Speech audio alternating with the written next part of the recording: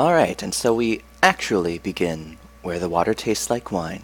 And I have my trusty glass of Sauvignon Blanc with me for wine tasting. So excuse the occasional...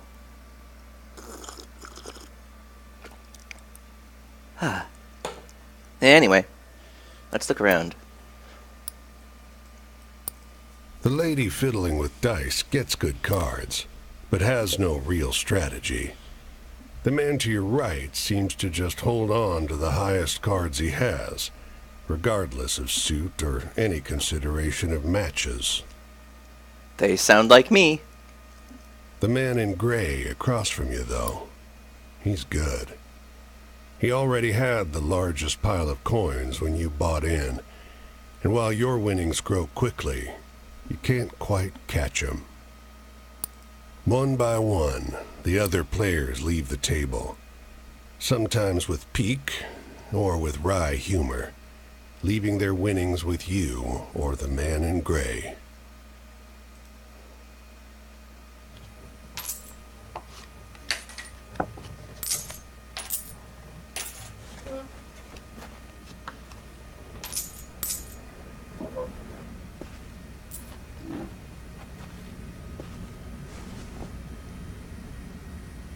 I fold. Finally, it's just you and the man in gray. He looks at you, full of humor, and winks. Last hand? He deals, you draw, and look at your hand. It's good. It's great. The best hand, in fact. A royal straight flush. Spades. Aces high. Well, good. But the man in gray pushes forward his whole pile. You're not sure exactly how much it is, but it's more than you've got. You can't match that. Devil! The man in gray stops you. Now, if you like, I'll let you wager your word. I know you'll be good for it. Just promise you'll pay the debt. However I ask. I want to make sure I didn't see something wrong. 10, jack, queen, king, ace. All spades. Well, how's my vision? And have I been drinking? And was I drugged? You have my word. The man in gray smiles. All right, then.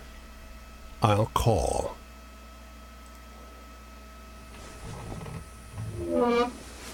Ah!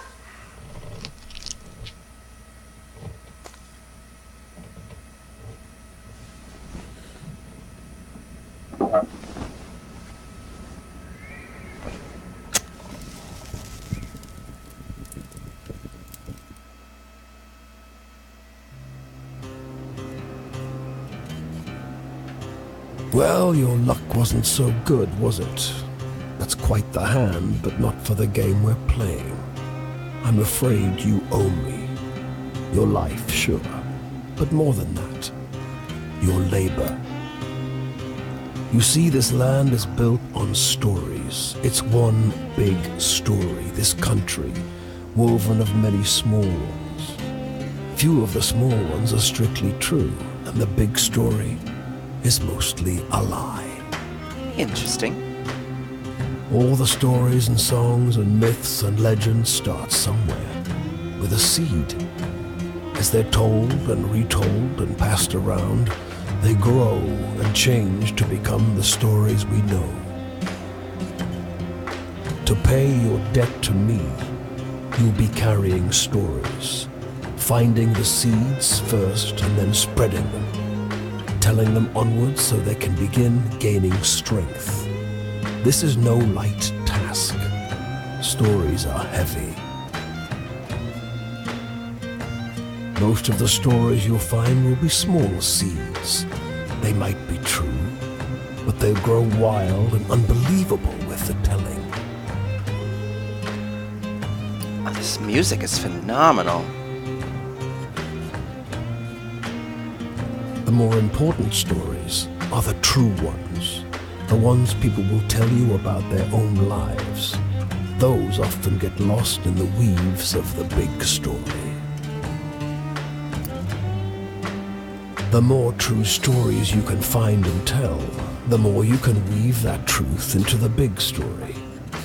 Tarnish it a bit, perhaps, but isn't a dingy and battered truth better than a shining lie? Now, go ahead. You tell me a story. I'll trade you some information about your task.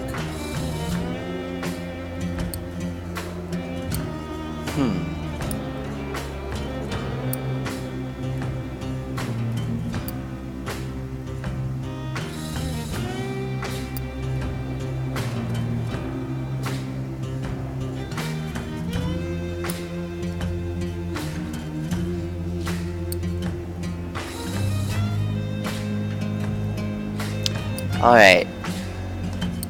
Justice.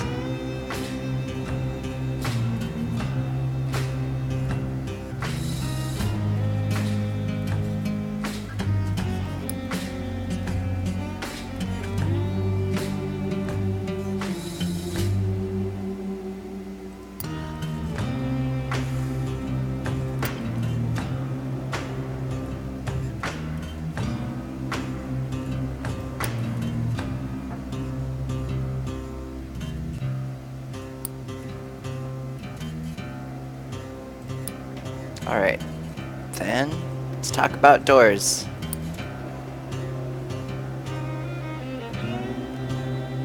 You sometimes have to make choices about what kind of story you're finding. Is it a love story or a tragedy? Don't gather too many of one kind, though. This grand story needs variety.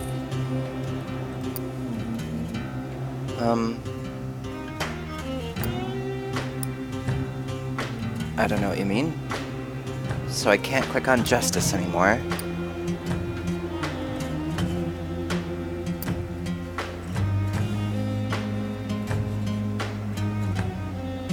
Travel? That's your job. Wander from place to place, gather those stories and spread them. People get bored hearing the same stories over and over. But an old cliché in one state might be a rip-roaring new yarn in another.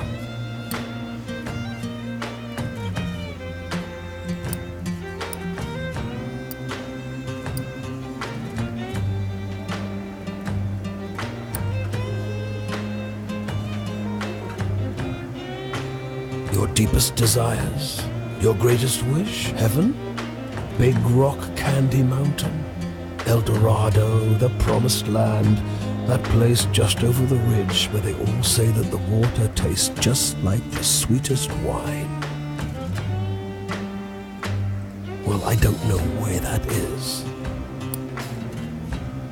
It's supposed to be somewhere in this country. Ask the people you meet. They're all searching for the same thing.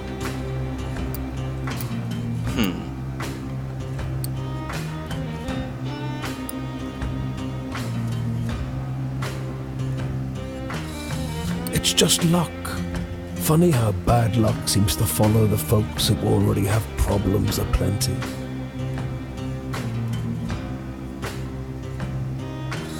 I'm gonna snap that.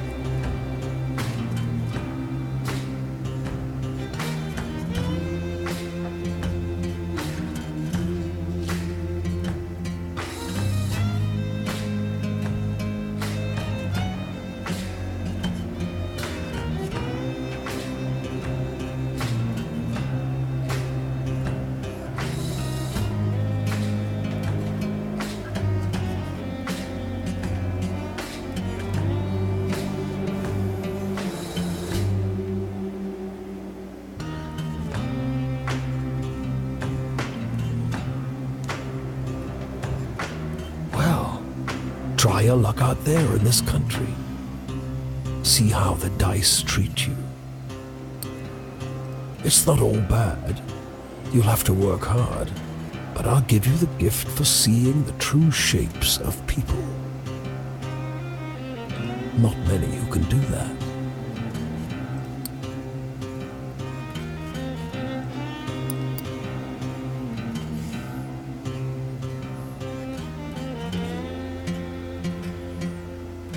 I'll strip away your flesh to make the journey easier, but still you'll feel pain.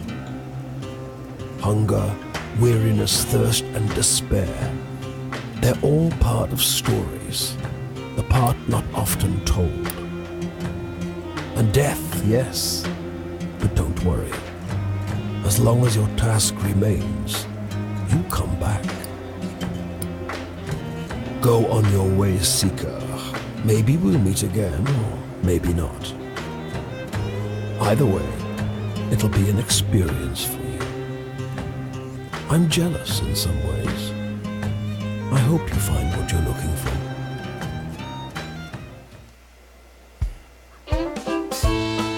This is not the tune I was expecting.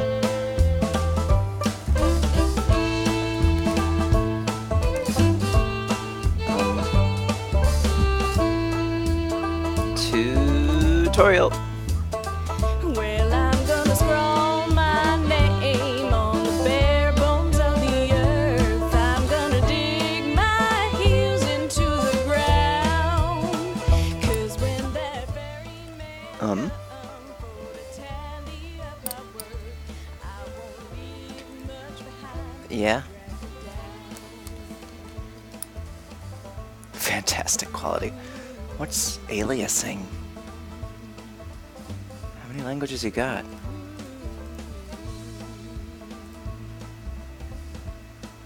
Alright. Well, I'm gonna heft my spade up upon my weary back.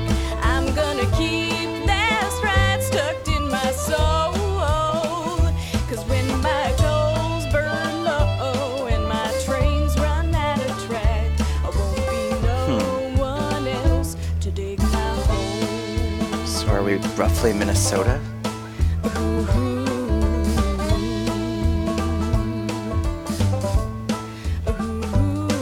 Well, I got no companion except the wind I don't know the buttons. and the sea. This bungalow is being ransacked. There's furniture piled in the front yard, ammunition heaped under the mailbox, and a crowd of clean-cut men ripping apart a car in the driveway. Odd. The two heavily armed, mud-caked women leaning over the porch railing share the same bored grin. One shouts at you. "Lend a couple innocent gals a cigarette?" Well, if they're innocent. You're about to hand her a smoke when those men draw pistols and shove you hard into the dirt. "You know these girls?" they demand. No.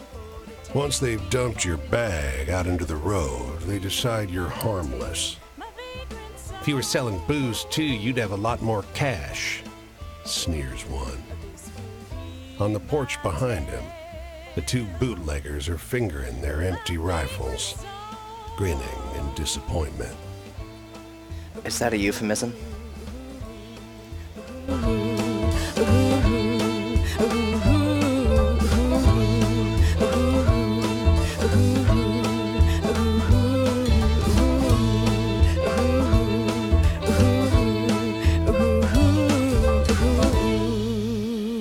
Ooh. Ooh.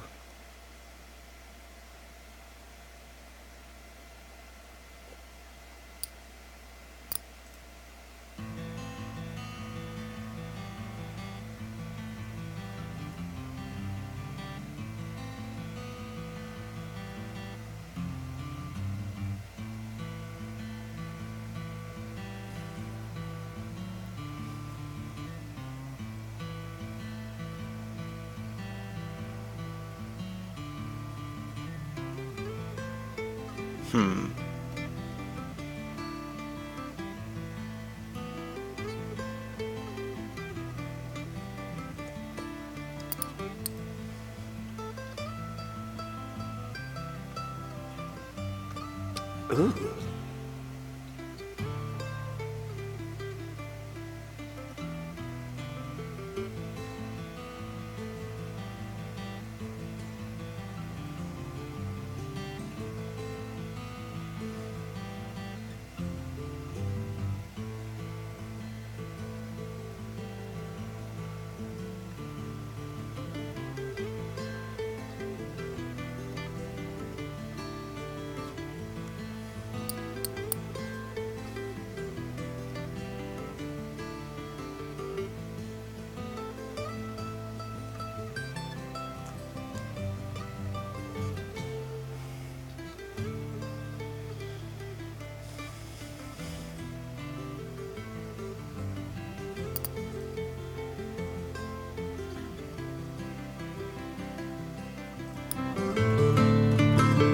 Oh, controls.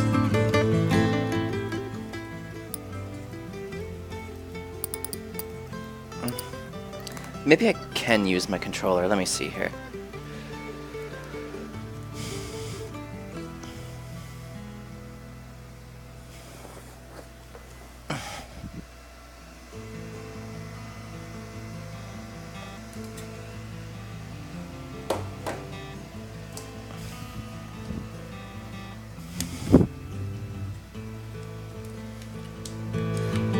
Okay.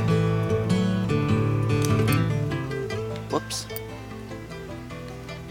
And yes, the controller works, thank God.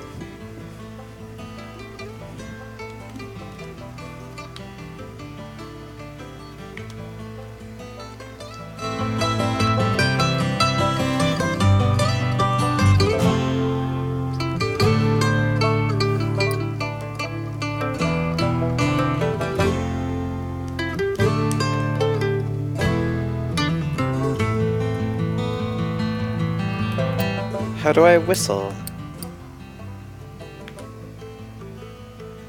L button. Okay.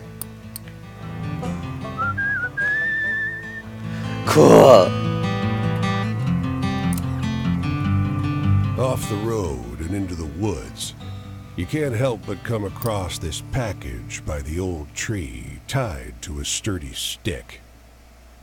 The cloth wrapping conceals, though not particularly well, something large and softly unsettled.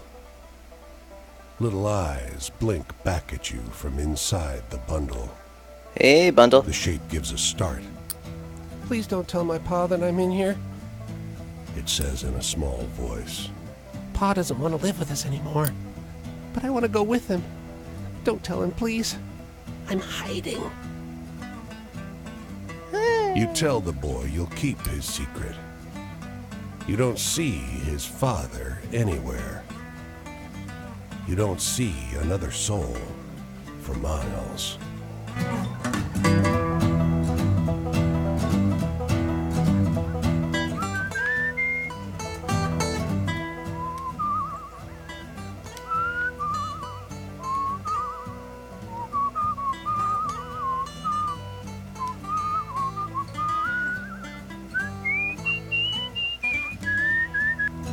Cool. They don't come every year, you know. The old man is sitting at the edge of a rotting old pier, crooked legs dangling over the water. He watches a pair of seagulls preen and groom each other on a rock just off the shore. Just when the fishing is going to be good. He taps great, black, thick globs of spent tobacco out of a huge ceramic pipe. I got another year, I guess. Year of what? Another year of this town being here, he replies, letting a grin spread across his face. If the seagulls came, that means enough fish to keep it in place. Smart.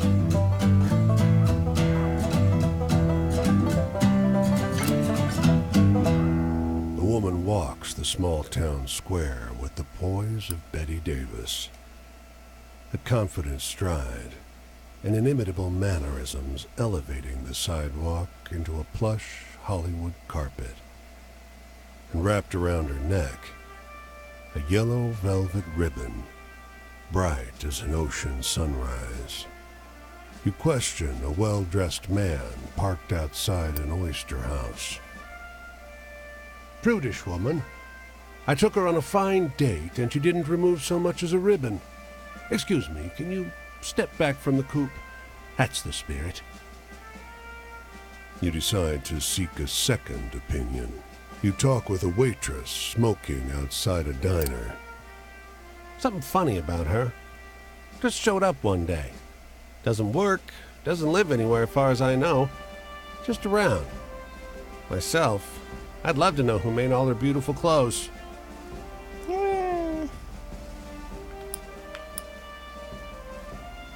Just say hi. You ask the woman if you may join her at a public bench. You may. Lovely outside, isn't it? Her eyes are a beautiful shade of brown. Beneath the yellow ribbon, a thick, fibrous scar wraps around her throat. She almost hung. Weather like this, it reminds me of Paris.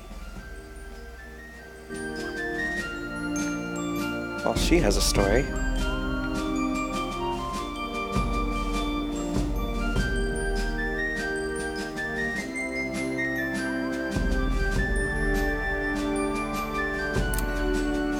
You can see storm clouds on the horizon, and you don't relish the thought of being caught wandering this rocky seaside road in the rain. Fortunately, you find the lighthouse door open, with a daunting staircase before you. At the top of an ornate wrought iron spiral, you're breathless and feeling the strain on your knees. Rain already batters the walls outside. You can only knock on a heavy wooden door leading into the upper level. Muffled voices and light seep in beneath the door. "Looks like we got a visitor." Sounds like a man's voice, deep and rough. Well, behave yourself. I'll open the door. Another man, this one with a higher, more sonorous voice. "I always behave myself." Do He I? feigns indignation, but his tone betrays affection instead. After a moment, the door unlatches from the inside and opens. The man before you is tall and muscular, with a hint of a paunch beneath his wide chest. The heavy iron knob on the door looks nearly dainty in his huge hand. Didn't want to be out in this rain, did you? Come in. Despite the rough exterior, this room looks like a well-appointed parlor.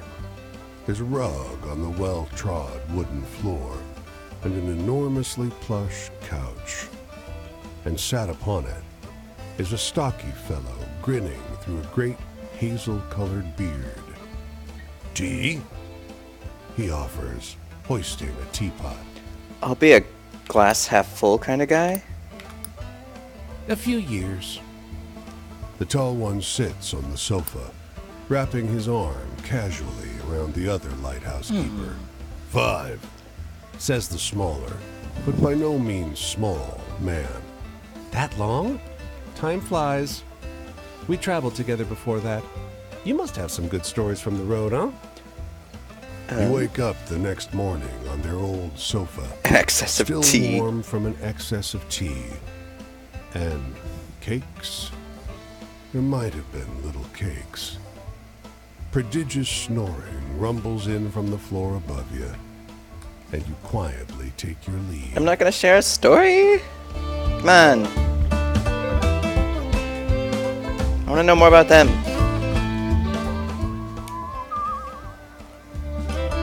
I'm trying.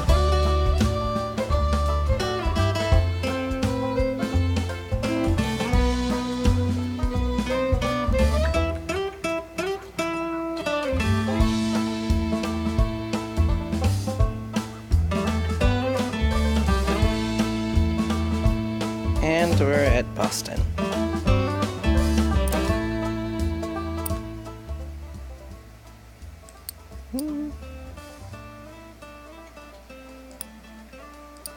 This city is like no other you've been to. Crooked streets splay out in a maze of narrow passages, no two alike. Soon, you find yourself in twilight, utterly lost.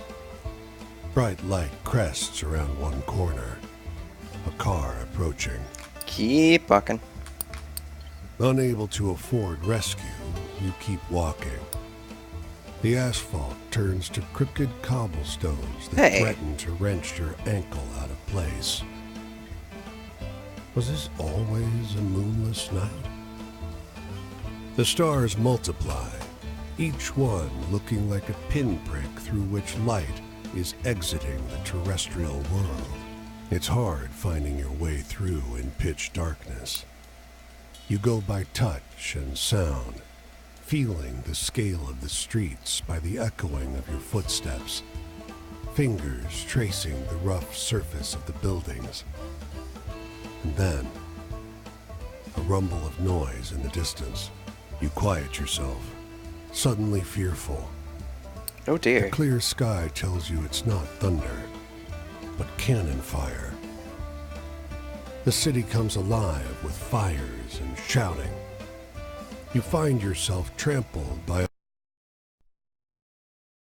a phalanx of bayonets advancing up the street. When you come to, there's no sign of the commotion, the war that you were just caught in. The comically shrill honk of a Model A running up the road startles you, and you crawl toward the sidewalk. Above, the sky is a sharp, cold, cloudless blue.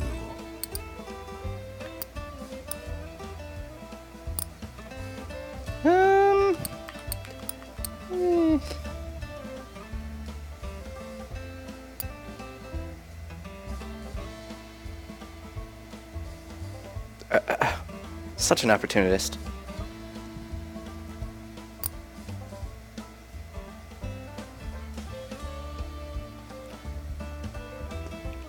This does not sound lucrative, but I'm just curious.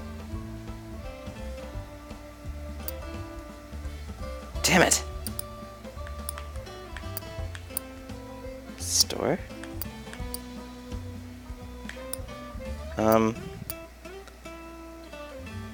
Oh, that is how much money I have. The $50 sign or full dollar sign. Tee.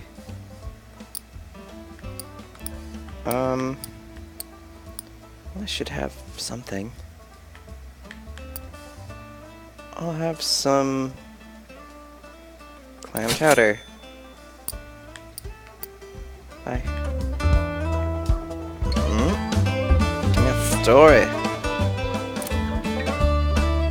A dusty truck and a man on horseback pull up next to one another in front of the grocer. Suddenly, the driver and the rider, two wiry old men with identical haircuts, start shrieking at one another. What's up? The man with the truck leaps into the street. Brother! He shouts. The one on the horse tumbles out of his saddle. Brother! He screams. They embrace in the road. 30 years! Hollers the driver. The rider, tears streaming down over his face, corrects him. No! 32! This narrator is phenomenal.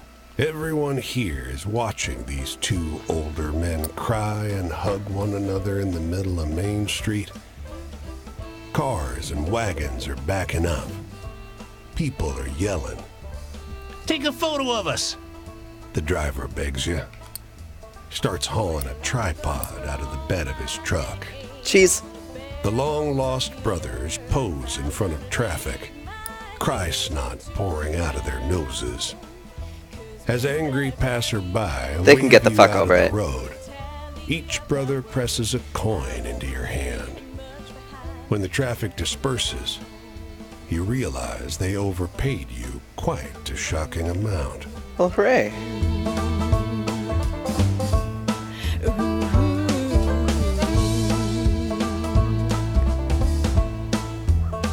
Well, I'm gonna heft my spade up upon my weary back. I'm gonna Ooh, keep what are you? that stride tucked in my soul. 'Cause when my The man is the color of mill dust. His smile creases his face like folds in dough. He gestures you inside the dilapidated structure and shouts over the sound of driving wheels. You're welcome to sleep here. You don't want to rest by the river. Not in the evening. Insects. Please don't murder me. Man shoves the broken door closed behind you. The mill is warm, and the air is heavy with the powder kicked up by your entrance. You realize how easy it would be to drift off on this pile of sacks to the loud but constant sound of the grinding wheels. Please don't murder me. Pain sears your spine. Why did you sleep at this ridiculous angle? Your back complains from being draped over the millstone. That's good the mill is totally abandoned. Its works long ago disconnected, or your legs would have been pulverized. You know, The man is gone. This is not a place to linger. well, I had a hunch that my protagonist had some common sense, but okay, you slept at that angle. Whatever. My vagrant song.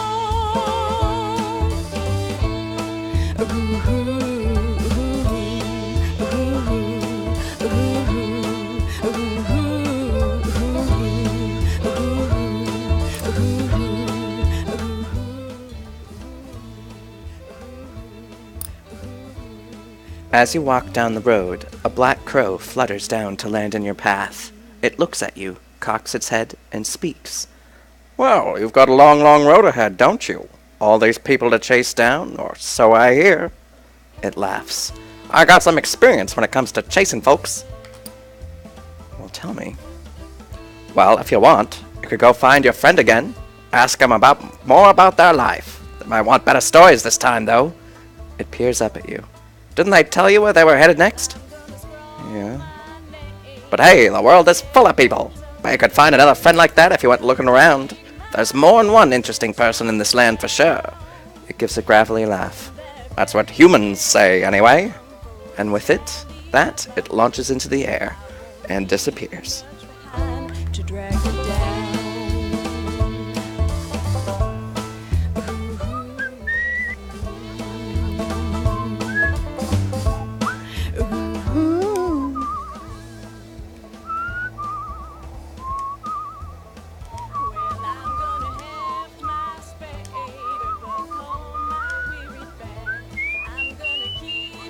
Ah, this whistling is great.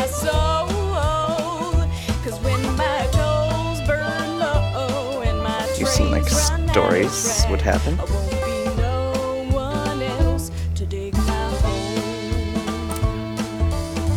Muddling through the dark, Oh, that you deer. stumble into the path of the white deer. Its beauty strikes you at once. It is something otherworldly, beyond borders. A moon swimming in the void. Human shouts not far away break the spell. The deer's ears prick up. This thing is being hunted. I had to snap this 2 secs.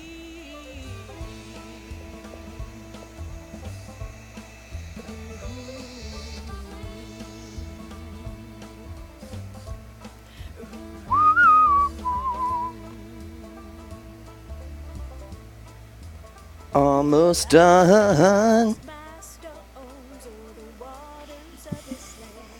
Yo, help it dear. You know a way out of here. As the hunter's cries get louder, you approach the deer carefully, palms outstretched. No. As you grow close, your features become clearer in the light of the deer's aura. It bolts into the path of an oncoming train. But the train was going 2 miles an hour, right? That's how I'm doing the story.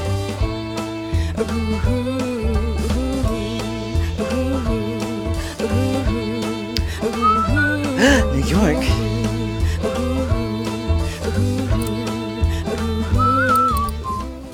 Well, I should do sleeping things for sure. The engines belch black smoke as the ferry churns gray water into froth.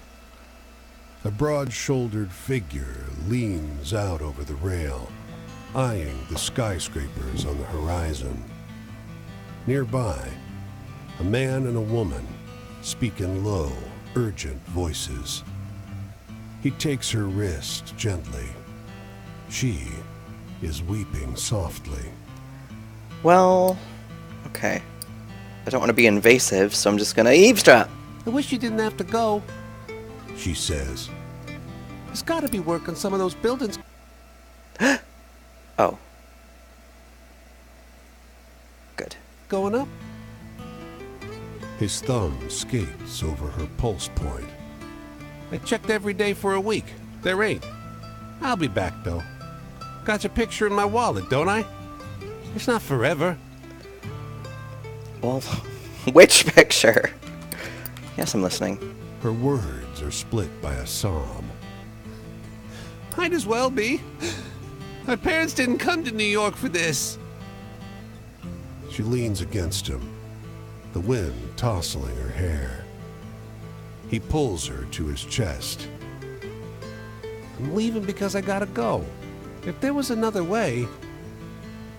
They stand together, close, quiet, in the stiff breeze. Can I sleep? I want to sleep. I do want New York pizza, but I'm afraid I can't.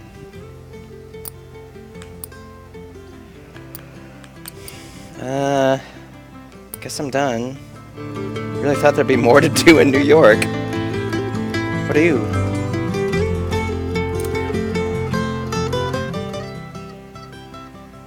A jet black crow alights on the low branch of a twisted tree.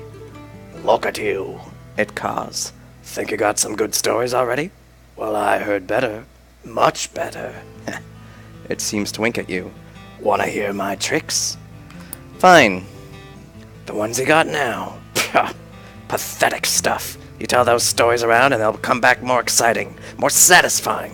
So always listen to the stories other folks tell. Their tales are less true, sure, but more useful around the campfire. Alright. The boss has a point about the true ones, though, the crow admits. They're extra interesting. You learn a couple folks' true life stories and everyone will like them, no matter what kind of story they think they want to hear. Alright. Well, everyone's the captain of their destiny. It gives a burst of laughter. Ain't no bootstraps in the world that can save you now, but the choices you make, they change the kind of story you can tell. It ruffles its feathers, a sort of shrug. Choose wisely, or don't. Ha! Caw, caw.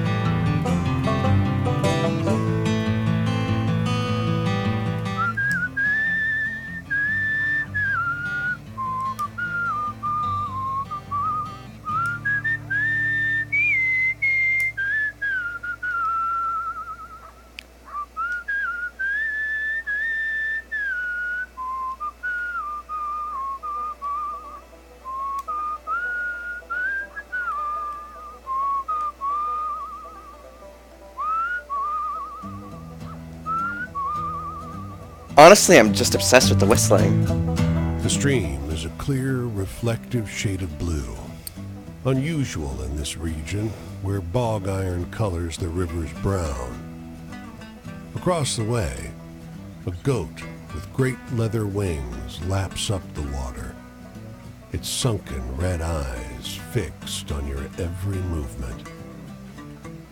You now notice the unnatural absence of wildlife. No fish swim in the stream. No birds sing in the trees. The winged goat drinks with a forked tongue, only abstractly concerned with your presence. I'm gonna approach that goat. Over the hill, a scorched one-room house lies abandoned, 2 of its 4 walls in ruins.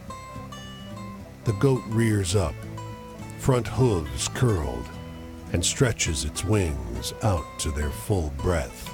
Hey, goatie. The goat opens its mouth and wails. A protracted, shrill sound, indistinguishable from the cry of a human infant. It only begins to stop when you take several steps back. The winged goat doesn't follow. Instead, it lies down inside the burnt house, surrounded by portraits of a large family, glass frames stained brown from smoke.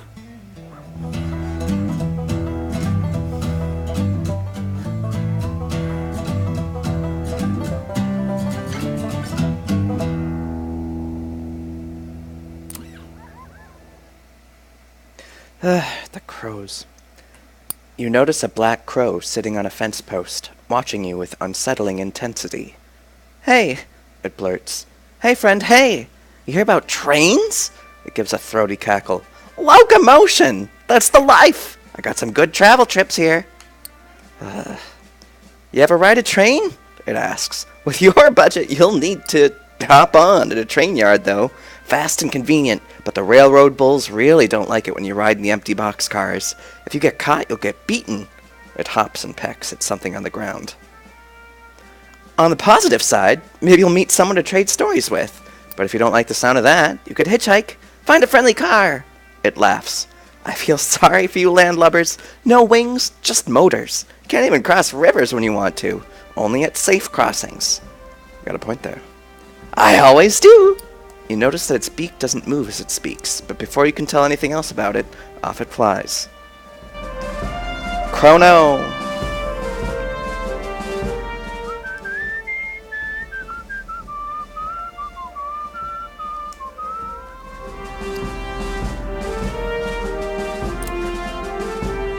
The hotel is an old manor house that's seen better days.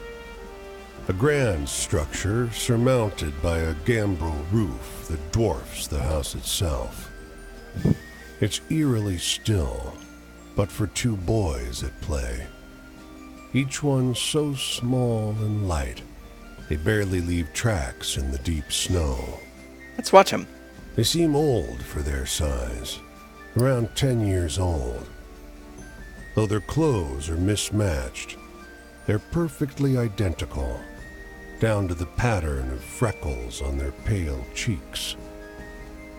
They conduct their games in eerie silence. The clerk behind the counter is old, and your room key is worn. But night approaches, and the price is low.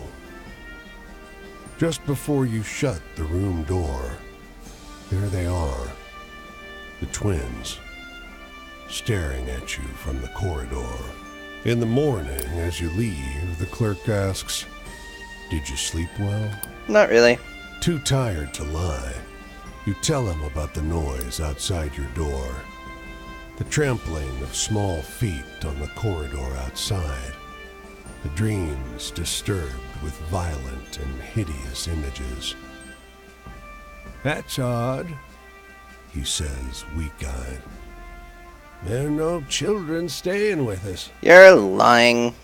Your kids are brats.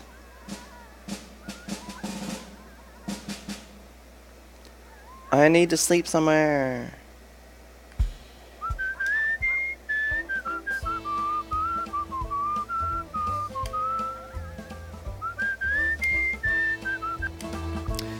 Camp.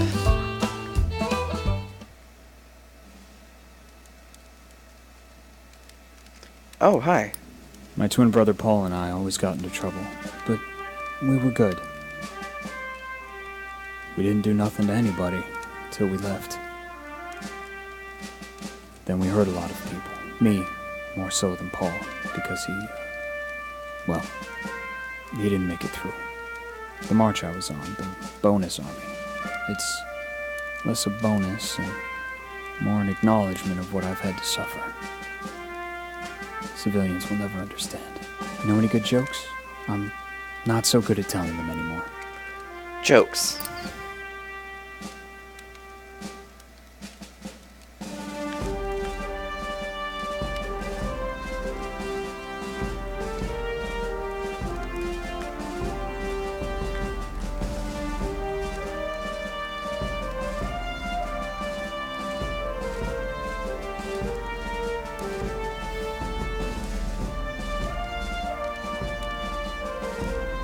Ooh.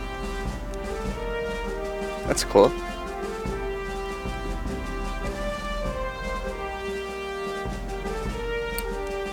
Well, let's talk about jokes.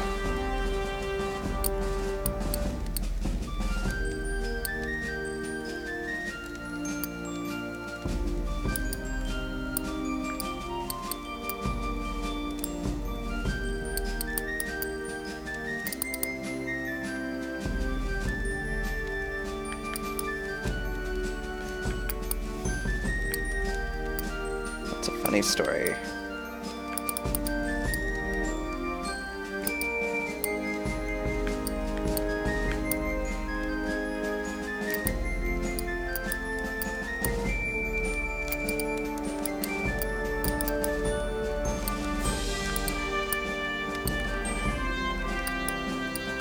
None of these are particularly funny.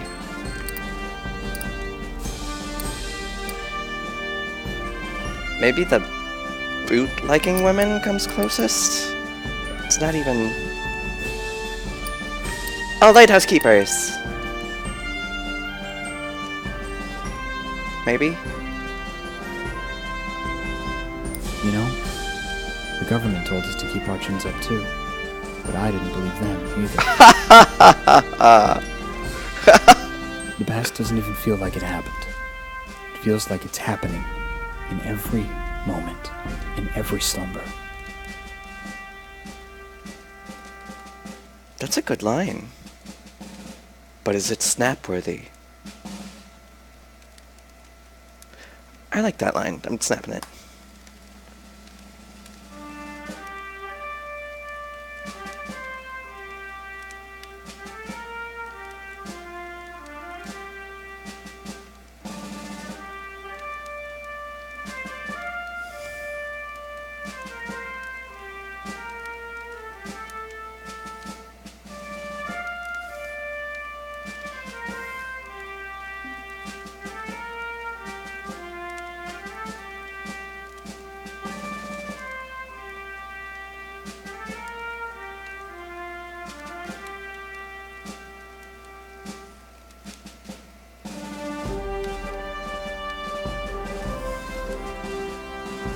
When your memories come back to you, do they clutch at you?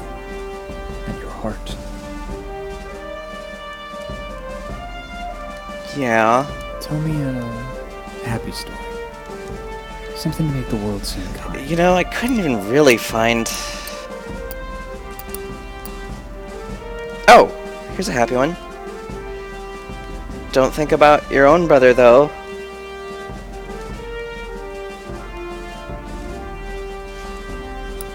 I liked that one. Yeah.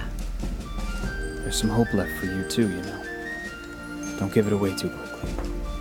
My family. They were good to me. Ma and Pa. And to Paul. And to my sister Jessie. Some days I wish I could find Jessie again and have her help me. She always liked Paul best. Do you know any happy stories? Hopeful ones?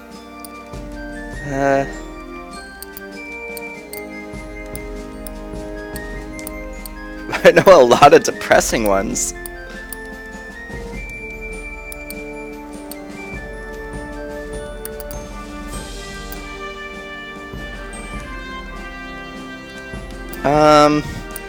Well, that deer got ran over.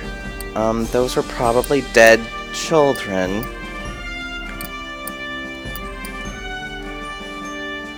I forget what this one is, honestly. Yes! No. Yes! Yes, I do! Because those goals wouldn't be there if there wasn't the potential of... For a moment there. Just a moment. I felt better about it all too. Yeah. The future's the issue, ain't it?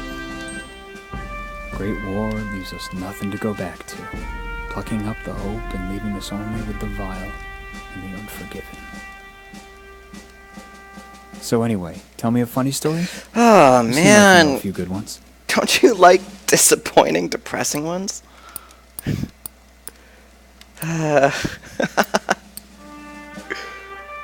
Maybe them?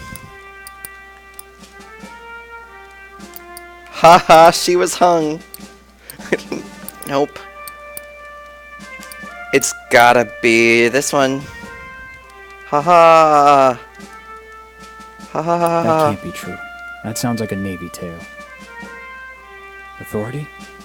The law? Stop. I'd have thought once, in the trenches. You and I, all of us, have the right to the pursuit of happiness. Can't say I've held the Declaration myself, but does it say anything about having a right to achieve happiness? Ooh. So anyway, tell me a funny story? Stop! You seem like you know a few good ones. I don't know any. I'm a skeleton. He's gonna...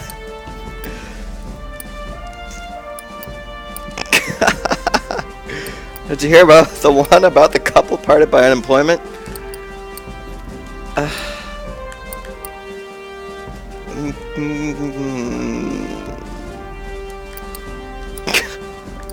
They're so not funny.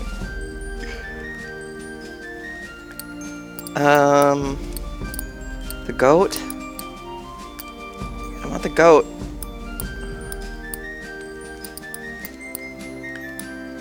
Ha ha ha ha ha ha, it's a goat.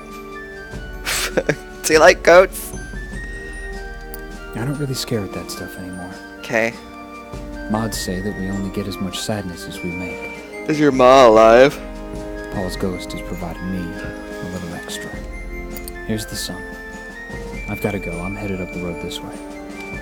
Will our paths cross? Not if you want funny stories. Days come and go and the terrors return. They'll never be able to pay back what they owe me, but I'll always keep at it. What about you? Is there something somebody owes you?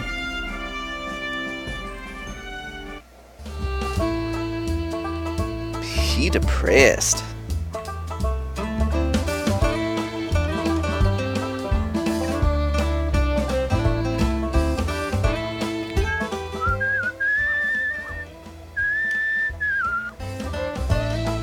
Oh, you looked clickable.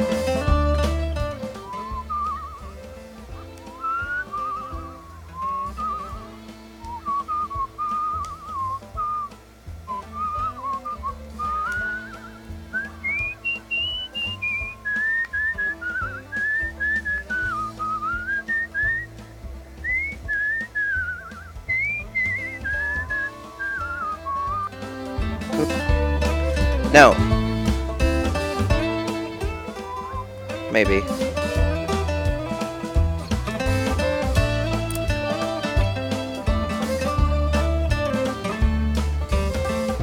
Well, there's something going on over there.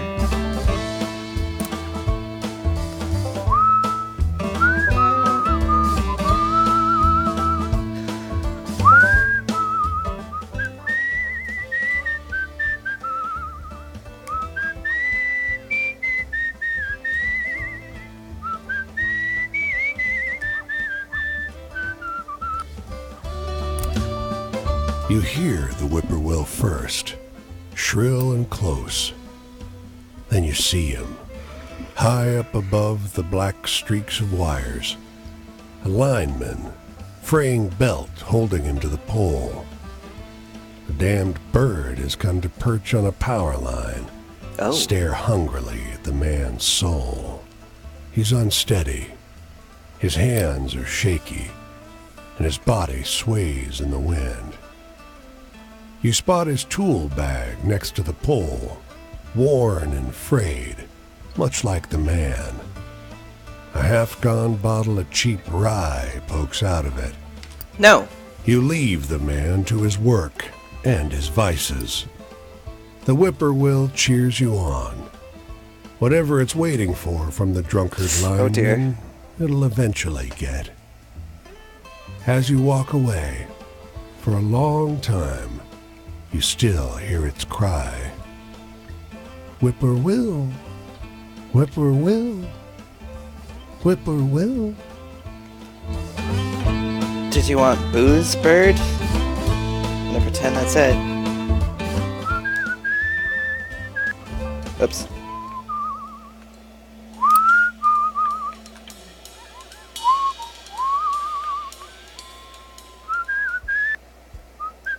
Oops.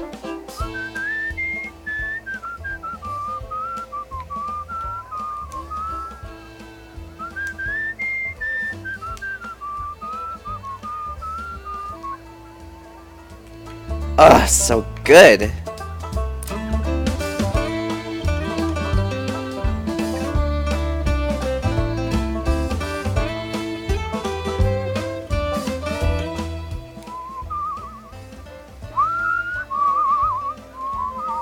Damn it.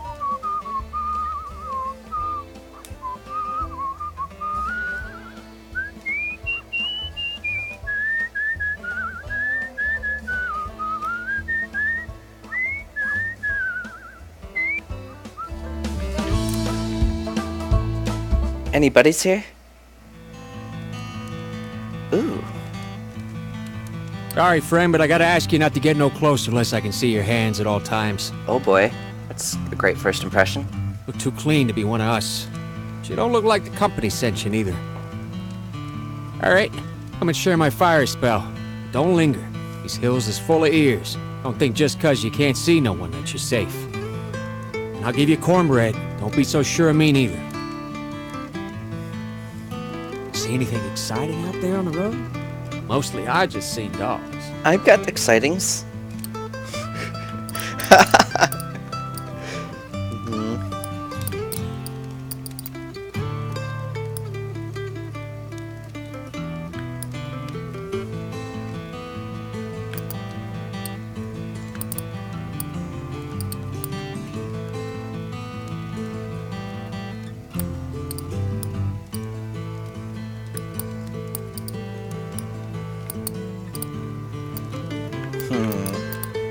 Exciting.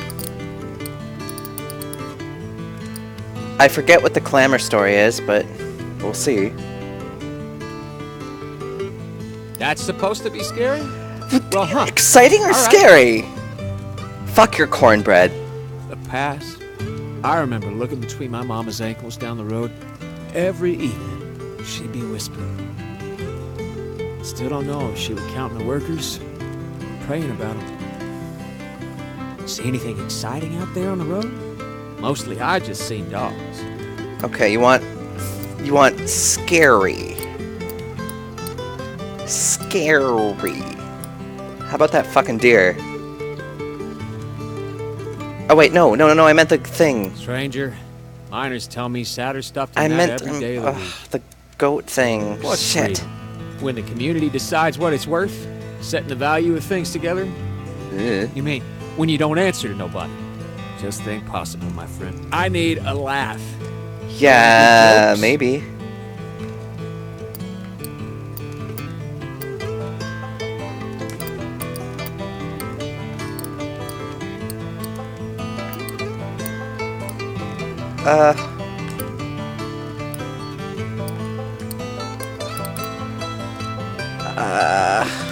I'll laugh.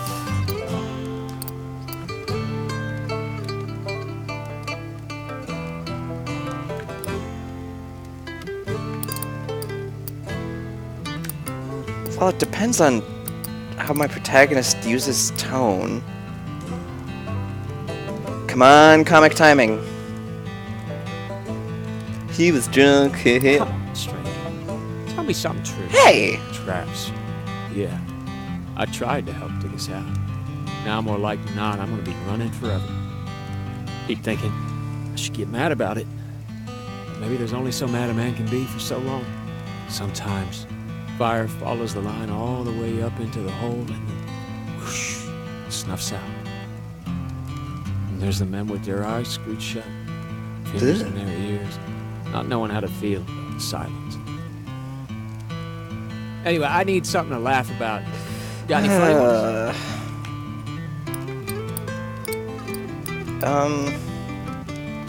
Ha ha ha. This kid wanted to run away with his dad. Ha ha ha. Stranger, miners tell me It's- sadder that's stuff not than that sad. every day of the week. We are different people. Family. Well, they took my big brother out of school to send him down the mine. He wasn't bigger than 10 years old. Got 25 Stop, cents, stop. right type of handshakes.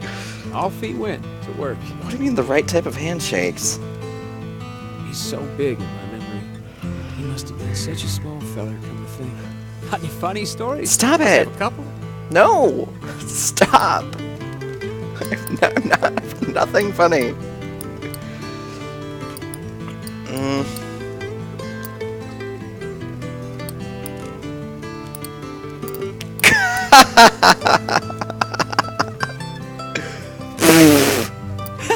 You got some wit, stranger. Really? Death. Yeah. Little tin of morphine some of us carried down so as to die peaceful, just in case. Some thought it better to die a sinner than to go with death's hand pulling the breath out of your body slow as he goes. I think God would have forgiven it. He would have had to. What do you think? Nah. Sun's up. I need to go across the county line. Thanks for 3 terrible stories and 1 You passable look like one. someone who maybe ran a few times in your life, too. I can see something like that in your eye. Look, you want to get involved, find me up this way. Be specific for my safety and yours. Yeah, okay, here are my hands. But if you want to find me, do it. Talk again about these things.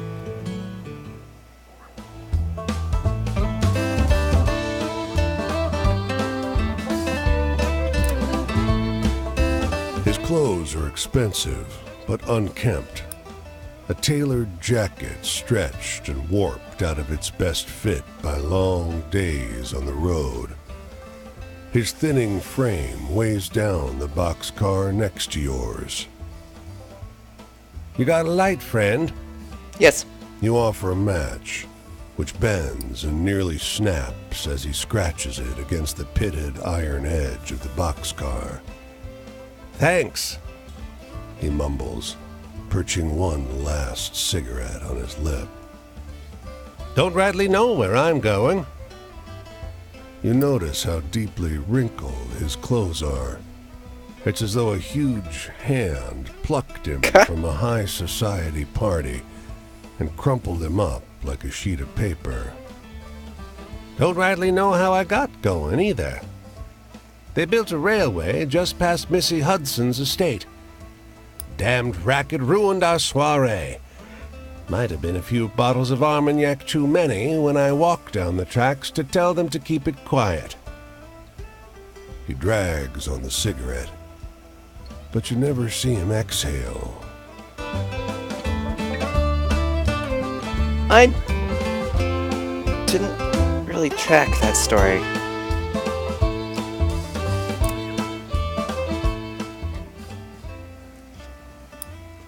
A tiny Mortarmouth is eagerly sharing the details of a strange tale with her brother as they loiter outside this store.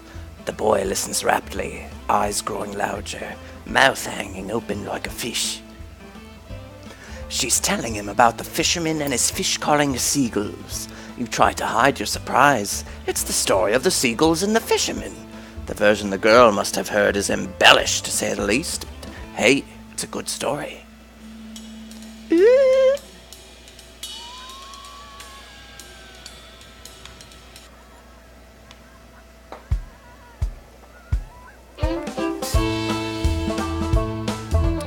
I'm grabbing more wine.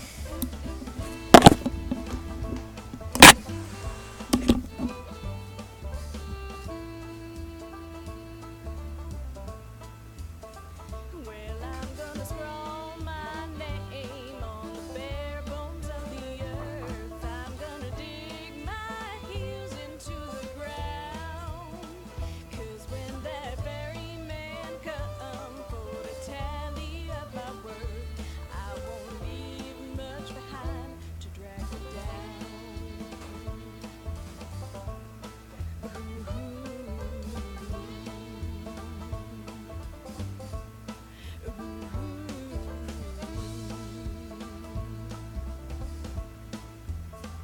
Well, I'm gonna heft my spade up upon my weary back. I'm gonna keep that Yuck. tucked in my soul. 5 seconds of general phone decking. My toes burn low and my trains run out of track. I won't be no one else to dig my hole.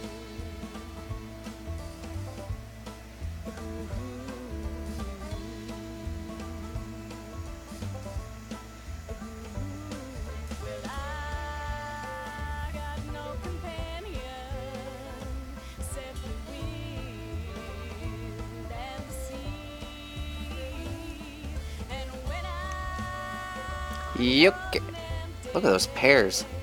they're the ones who'll bury me. Resume.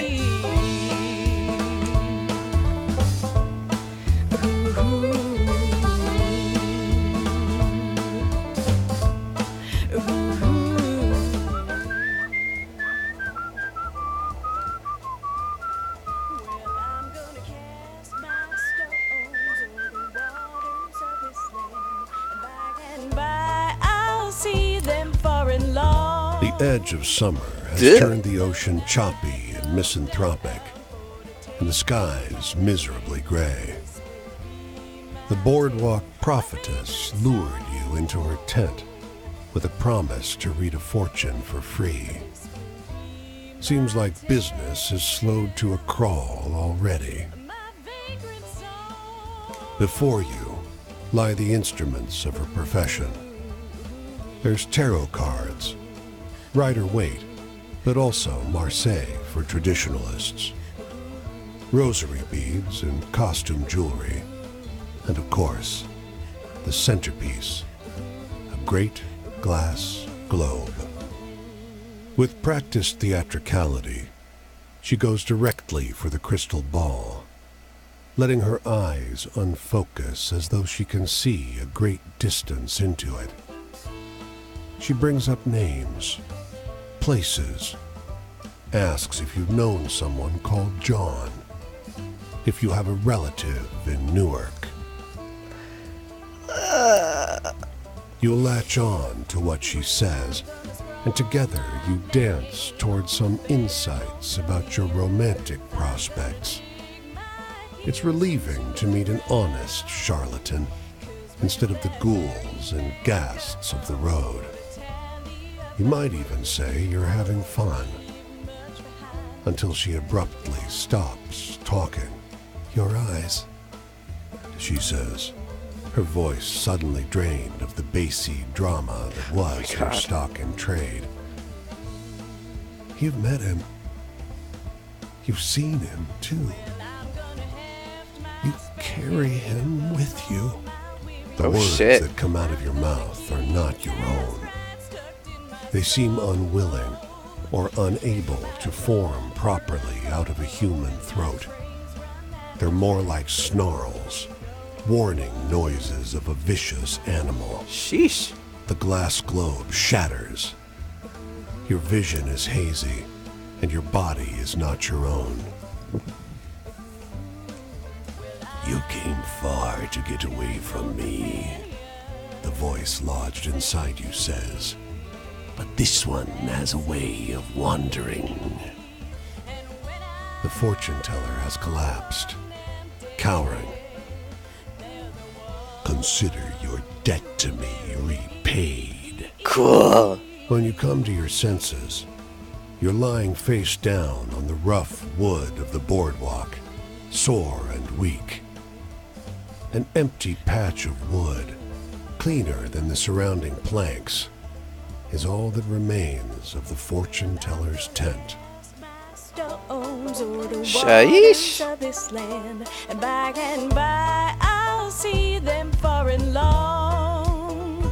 'Cause when the night come down for to take me hand in hand, this will be my tale, my vagrant song.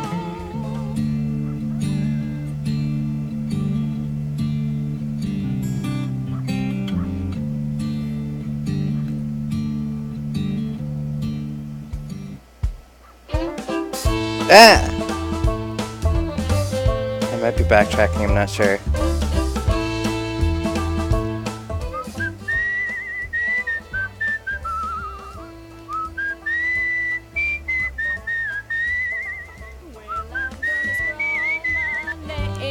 Can I? No. Alright, I'll hitchhike.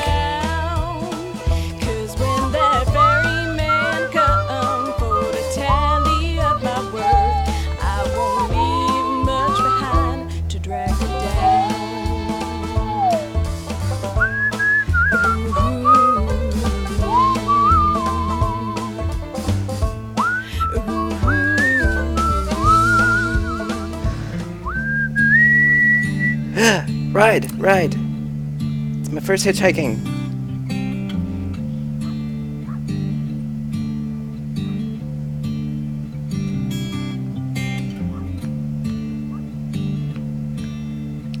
I'll get off here.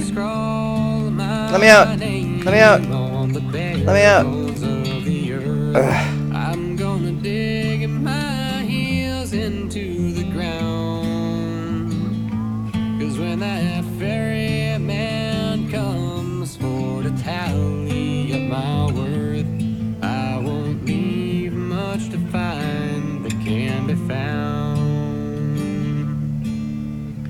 Let me out.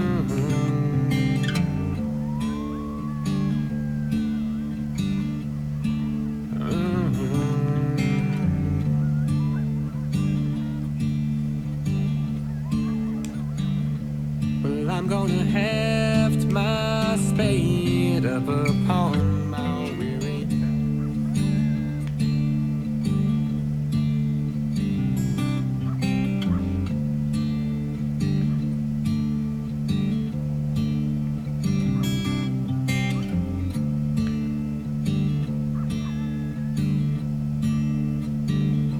Well, I'm gonna scrawl my name on the bare bones of the earth. I'm gonna dig my heels into the ground. A sign in town says a farmer is hiring for the sugarcane harvest. A bag-eyed man drives you and 10 hungry strangers out into the cane. Where Oh, he leads great. you. Everyone gets a hatchet, but no instruction. The foreman is missing for some reason. Nobody is sure what to do. Hunger Games? A young man in a red jacket stuffs all the hatchets in his pack. "This is stupid," he says. "I'm leaving. You can get $5 for a nice axe like this." He marches off into the cane and others follow. "Don't!" a young woman shouts after them. "It's not right." The thief She's right. left some hatchets behind. So you and the 3 chumps left start chopping cane. It's brutal work. None of you know what you're doing. "Keep going," the girl calls. Her hands are bleeding, and her face is bright with sweat. Soon, her cane is piled high. Sometime after noon, the truck rolls up with a boozy foreman riding shotgun. "Good work," he croaks. Ah, The girl wipes her blood-pinked hands on her apron to take her pay, but doesn't notice the crumpled body in the back of the truck, or the hatchets heaped beside it. yikes.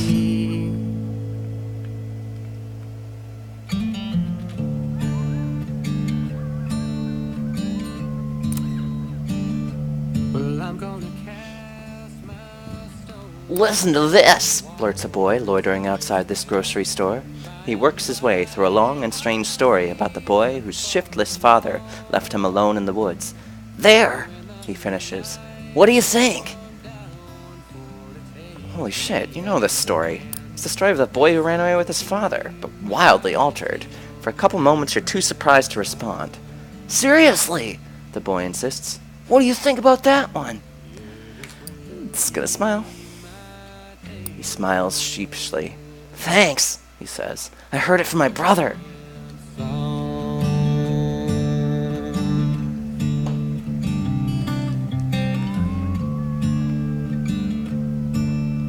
Savannah?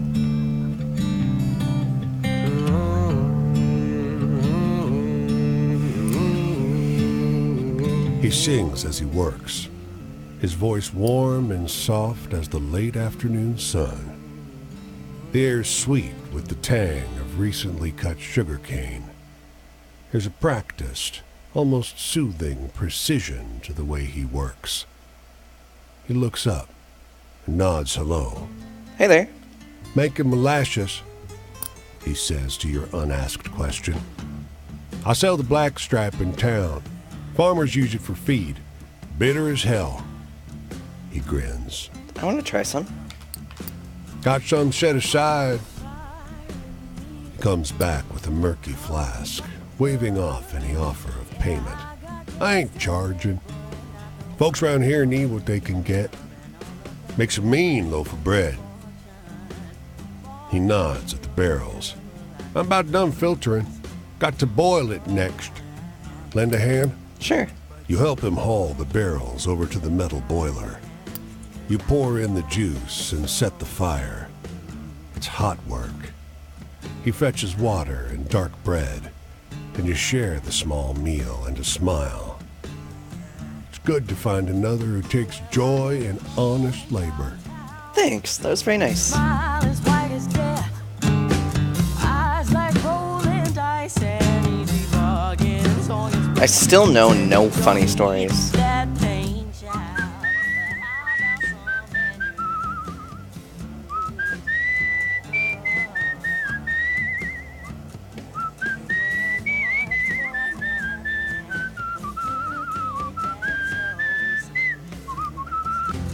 Duh.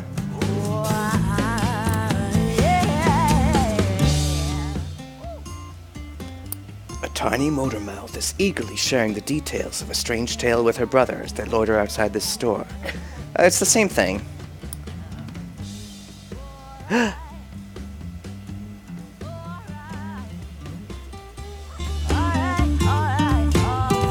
They were in love. Story mate.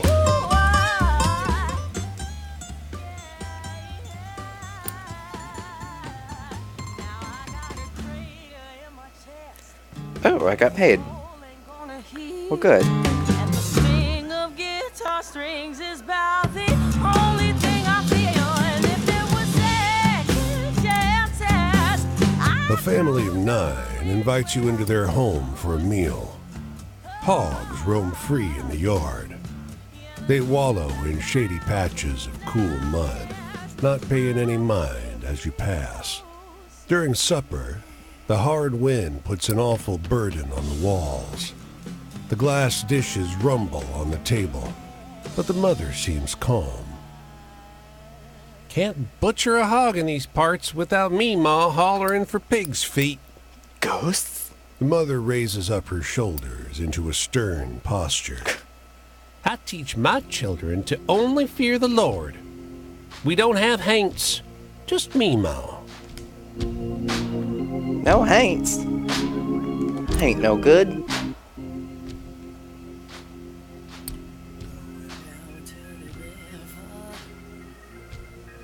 Listening.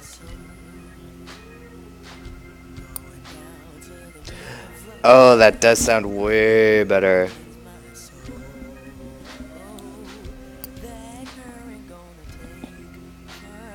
hold of me, that water gon' make me whole. Going down to the river, gonna cleanse my soul.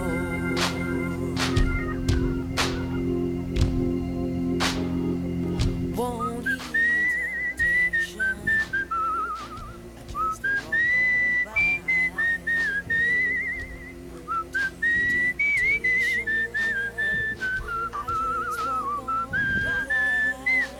Oops. First tree in a mile, and it's a stout myrtle with bald branches. No relief from the sun out here. Leaves would help. Someone hadn't replaced them all with That's dusty odd. glass bottles. You cool down in the shade. The weirdest shade. The breeze blows through the bottles, making a series of heavy, hollow sounds. You think about wind chimes and the smell of fresh pies on windowsills. The dense sound of many conversations cuts your nap short. There's no one around. Not until you look up at the bottles. They're filled with bright blue orbs, and words echo from them. None seem to notice your presence. We're gonna need some laughter. Can't get enough. Porcelain, chrome, the rusty ones. Gotta turn those sleek faucets. Ever find me in a hardware store, I'm gonna haunt it till the cows come home. Laughter rumbles inside neighboring bottles. Alright, we have our first funny story ever. I need to sleep.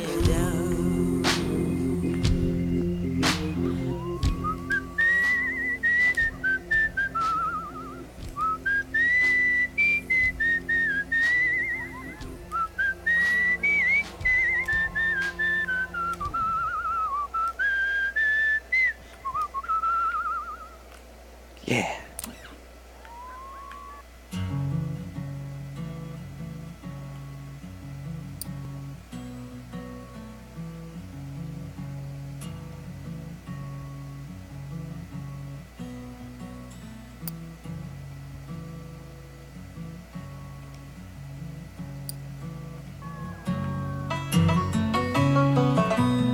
I need to sleep. Faded shotgun houses sit in rows under the tall shadows of smokestacks. A worker in full uniform hollers from a porch. "Hey, traveler! Throw me inside! Got some literature here!" Sure. As you shut the door, the man glances out the window and draws the shades. "Landlord toss you out? Ha! Don't mind me, it's none of my business." He pries up a floorboard with a crowbar. You glance over the man's shoulder to see inside the compartment. Canned goods, a pile of leaflets, the wood stock of a rifle. He replaces the board and stands. He hands you a can of whole potatoes. Thanks. Then a leaflet which reads, "No evictions, no fascists, no hunger." "Headed back to the shop, but we'll have a Bible meet soon." I travel around. Nothing wrong with that. Careful in those boxcars, traveler, and take care of your neighbor. Let me sleep. How do I do it?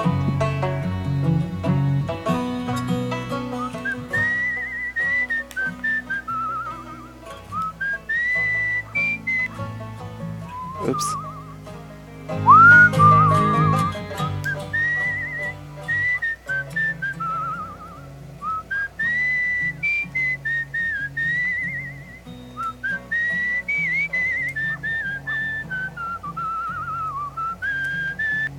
Let me sleep. The cave is really a man-made hole breaching into an earthen mound. The man, khakis dirtied by kneeling on the rough earth, has assembled a macabre little pile of skulls to the side. What you doing? Readying these for sale, friend. He wipes his hand That voice. with his pants. This pile of skulls, clearly claimed from his enemies by an Indian chieftain, would be perfect for any cabinet of curiosities or sideshow attraction. Pardon my chocolate bar opening. Tony's chocolate only. It's delicious and pairs well with Sauvignon Blanc. Sauvignon Blanc.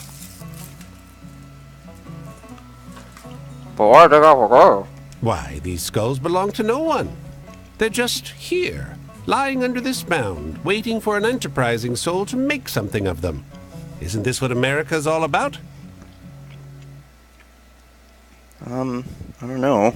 Little sunlight reaches that deep in, but you can still see the skeletal remains, their heads carelessly removed, laying neatly in their excavated resting places, each one lovingly surrounded by stone effigies, earthenware, and copper plates in the shape of winged warriors.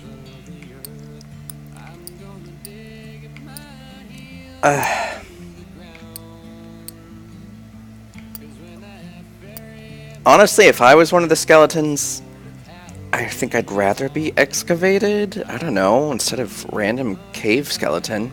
I'm gonna leave him be. You sigh and walk away. Halfway back to the road, you pass by his truck. It's empty now, but the back will soon be laden with stolen remains. Well, stolen from what? I doubt they're voluntarily in that cave. What's the point? Men like him have already won. Might as well let them have their spoils, meaningless to them as they may be. Keep elasterites tucked in my soul. Well, was that a grave, though? Because that changes everything. When my trains run out of track, won't be no one else to dig my hole.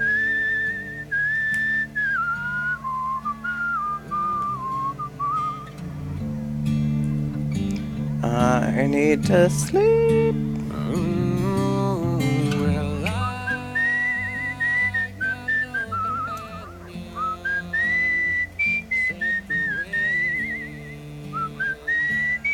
Camp? Yes! Camp time. Hi. You look good, honey. You got a life? You like a good story? Yes. I like to hear about people and make bets with them. Uh-huh. I like to hear about the weird, handsome people. Get convinced by the rich jackasses who'll play blackjack and lose into the night. Dames who are lit cigarettes burning to the end. I want to be around furious people who use me and I use them. Are you one, stranger? I am very furious. Come close to me. Hey, got any exciting stories? Like the movies?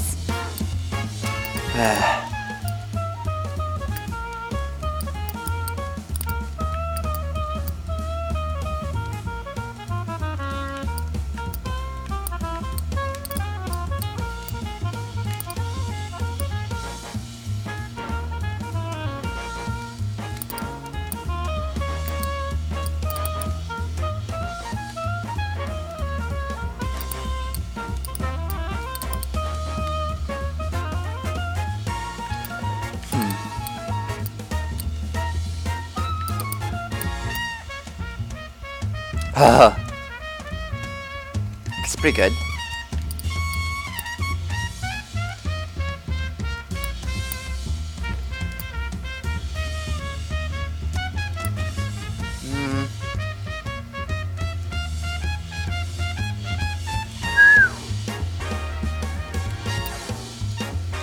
Oh, fuck you. I spent a night in jail once, and it was nicer than a prospect of going back to where I was born, you know, just to become what my mom always wanted me to be. When I was 12, she caught me kissing a girl once. Woo! And I felt like I would never get out of all the strands of her red-as-hell fury. I said to her, "But you said I ain't to kiss no boys, and I ain't." But she and I both knew that ain't what she meant. Hey, got any excitement? No.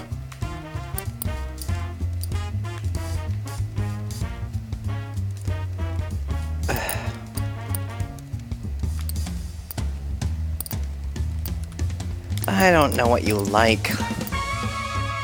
Come on, that's scary. No! I won big back in Reno and I got obsessed with luck. I was drinking absinthe at the time and smoking only darn European cigarettes that made me cough like a mule, and boy, after that win, I drank the green fairy good and smoked like a redwood bonfire. And you know what I learned? I learned to pick my tables and expect music on the job. Shit. You got any stories with a happy ending? Right now, I want a happy ending. Family. Yeah. Can I change it to sisters? Well, that is a sweet tale. Tell a couple more like that and you'll be a charmer like me. I thought about starting one once. Maybe just a one-night stand with one of the handsome ones, you know? Yeah. One of the ones that wins or buys the brandy or who tells you could come straight out of that hopper painting and they're so gentlemanly like that. And I could just never tell them what happened to my belly and have my own family. Me and my little one, and we'd gamble together and stake the world. Got any stories with ghosts or murderers Yes. or blood or something like that? Murderers, blood, ghosts. Probably.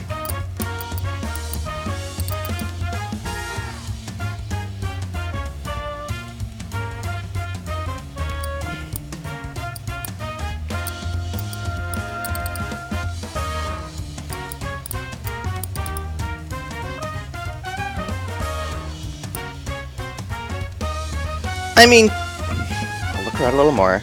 That goat has got to be good. Good goat.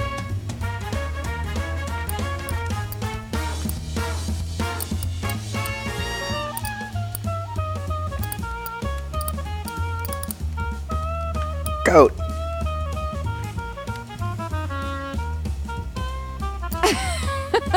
Good. Just what I asked for. Good goat. That spooky stuff gets my heart going like a good hand sometimes do.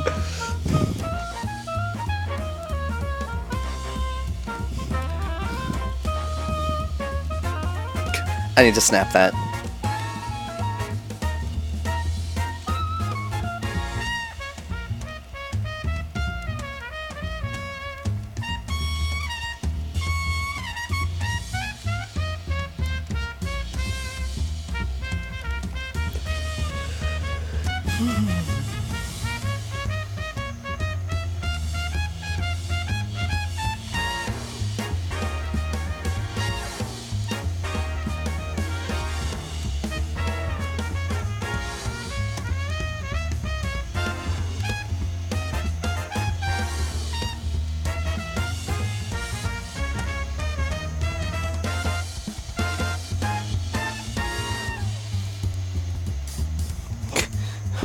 I don't know.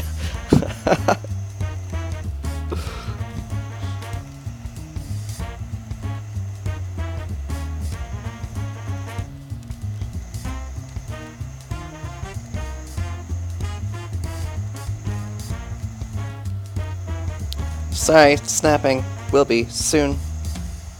Maybe.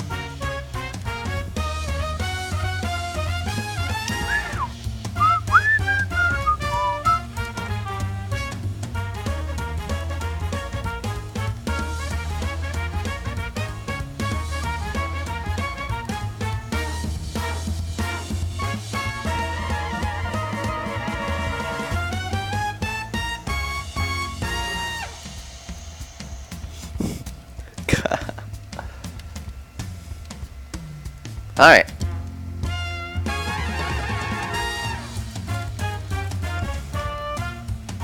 Maybe in the end, it's the not trusting yourself to trust others that makes me feel hollow.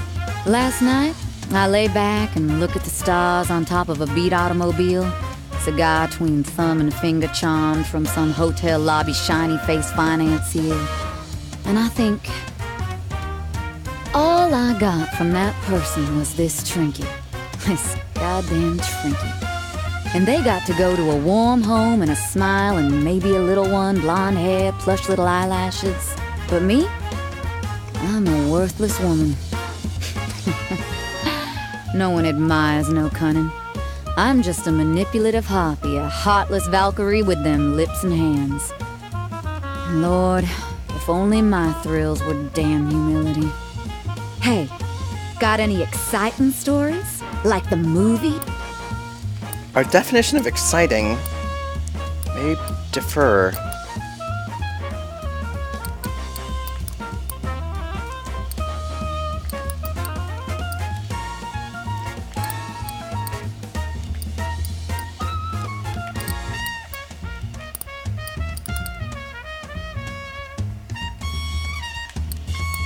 Okay. Please. No! I remember my stepdaddy. He had a soft touch for me. A handsome, low-voiced man. Mom never did trust me around him. He taught me how to grit. Ooh. All you need is that light touch, he said, and look them in the eyes and tell them the truth they want. And you know, I always was good at that after. I know what it's like to have those eyes turn towards you and make you feel like everything. And then to be in the cold and dark when they turn away. Me too! Next time, let's up the stakes, shall we? Why don't we spend some time with bourbon and 5-card stud? You bring the bourbon, of course. And when the moon's fuller, I might let you in on some secrets on life. Have you any? Okay. And when I'm cold and empty, they're the ones who... His smile lights up the room, or rather the cab of the locomotive. Folks gather round as he holds the pull cord. He's a showman through and through. You'll want to cover your ears now for this next part. Okay. Sure doesn't help much. Engineer pulls that chain and the whistle blasts inside your skull. He just smiles through it all. Man must be half deaf. Darnation! A round of applause erupts from the small crowd. He passes out bubble gum to the shell-shocked kids, half of them in awe, half in tears. Remember now who gets you there on the advertised. Casey Jones. Everyone's all talk as they head back to their seats. That engineer sure is handsome. Gosh. And that whistle sounded just like a whippoorwill, didn't it? Ain't this the way to travel? Oh my God, it's Ron Miller. How's my health? Oh, I'm all good.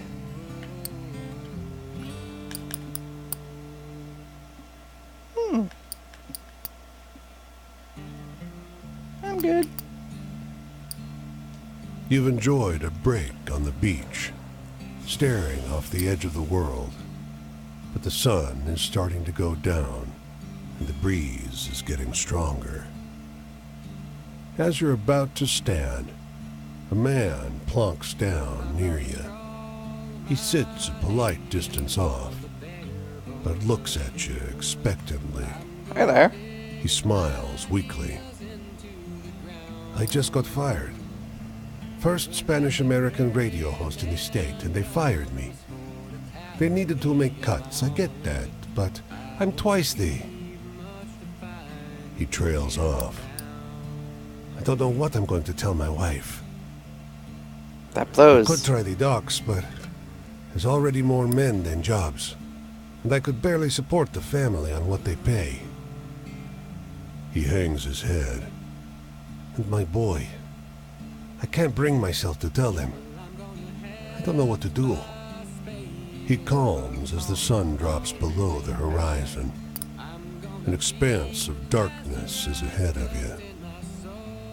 Turning back to the lights of the city reminds you that the world hasn't gone away. After a long silence, he speaks. It's never going to get better, is it? It takes you a moment to notice his sobbing over the noise of the waves. I've got to tell them, haven't I? I'll go to the port in the morning and see if they'll take me. You can no longer make him out in the dark, but his hand touches your shoulder as he leaves.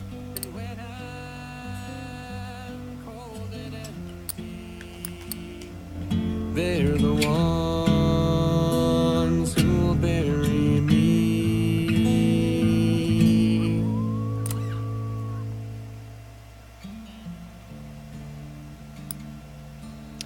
Someone heard one of my stories.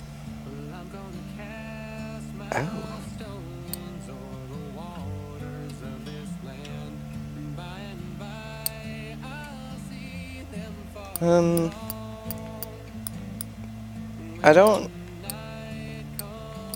I'm gonna leave him with the tail.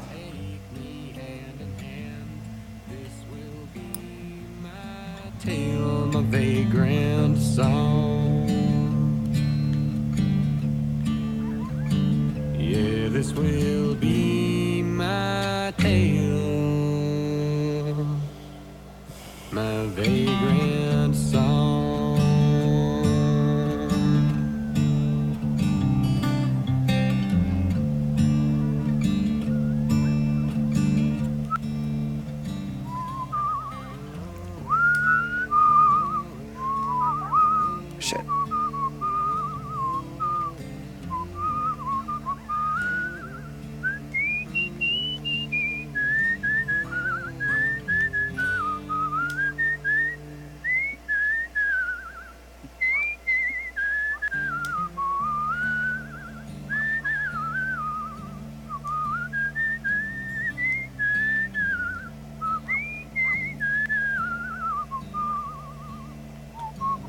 Oops.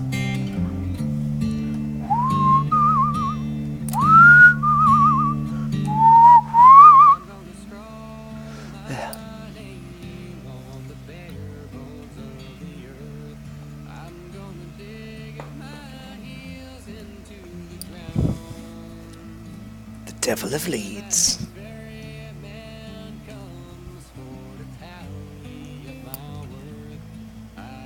Someone should do a picture about it. Can be found.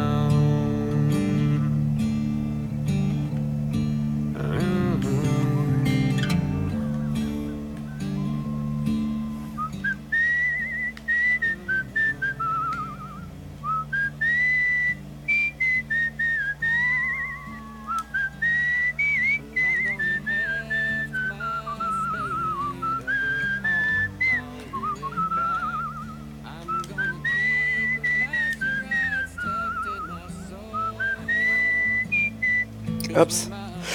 Shit. Inventory? No.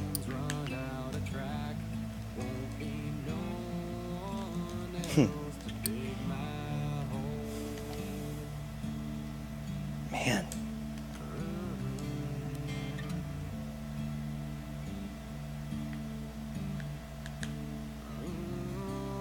Really? You're just northeast, eh? I got no companion except the wind and the sea. And when I'm cold and empty, they're the ones who'll bury me.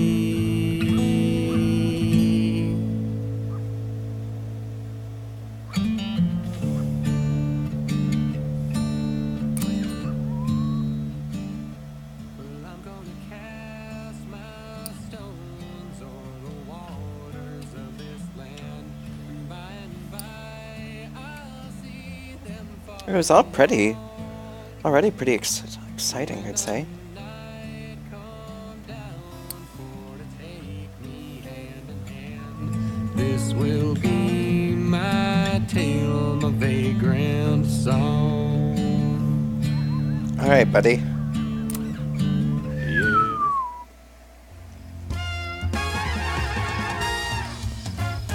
I always knew you'd come loping back my way and catch me checking for marks. Did you? How you been, traveler? I'm afraid Fine. I got myself in some damn tight spots since we last made bets with each other. It's the way of the world.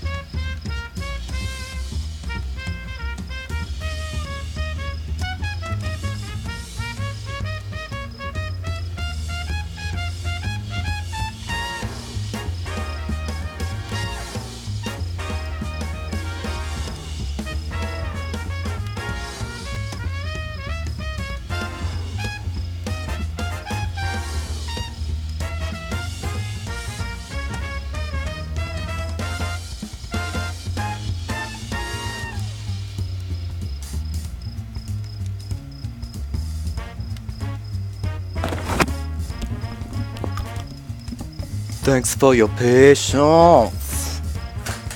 Whoops.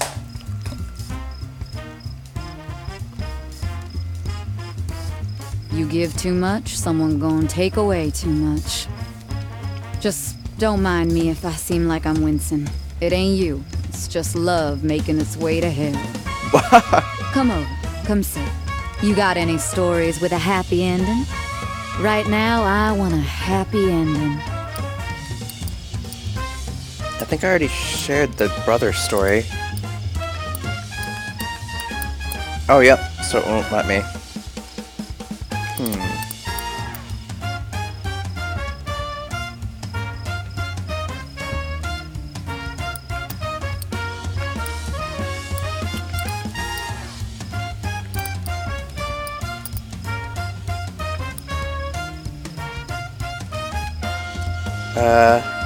Sure?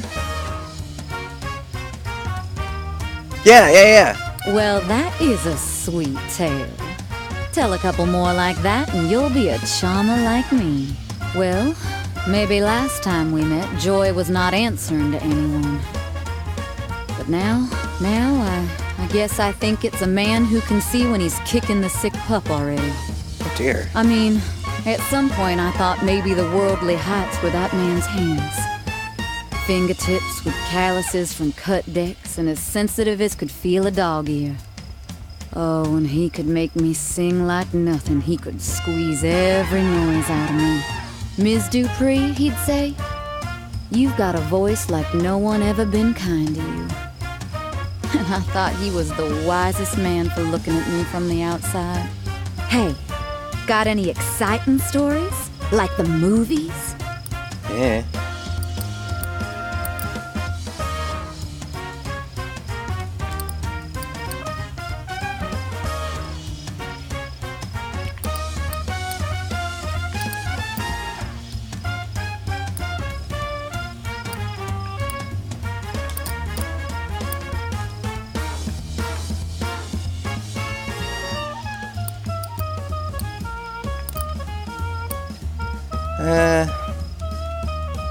Open your eye. Well, they should let you make the movies, honey. Oh, this? Oh, I'm sorry, it's nothing. I guess it's been 7 nights now. Still hurts. Sometimes I shift my ribs and I think I feel something move wrong. It'll heal by itself. Hey, got any exciting stories? Like the movies? The sugarcane one's scary.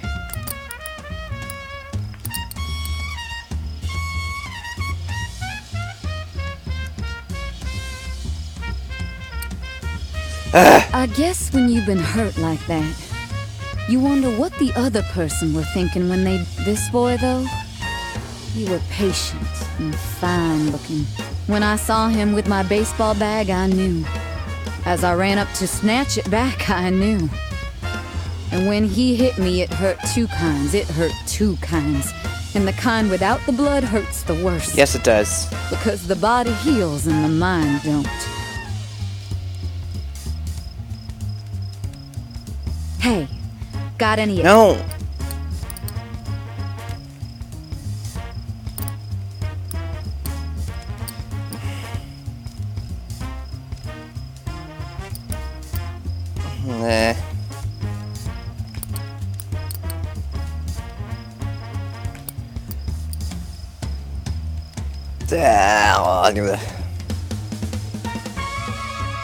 Honey, thrills Good. is the stuff I live on. That one will keep me going. Of course I can't go to the cops. What would the cops do but arrest me, a known grifter gal? And even if I try to say the boy who did this to me were ripping off casinos, you think they wouldn't just pin that on me? Damn you, stranger. Don't ever go to cops with a man in mind. They'll ignore you for the numbers. Numbers are a girl's enemy. Oh. Hey, got any exciting stories? Like the movies? Probably not.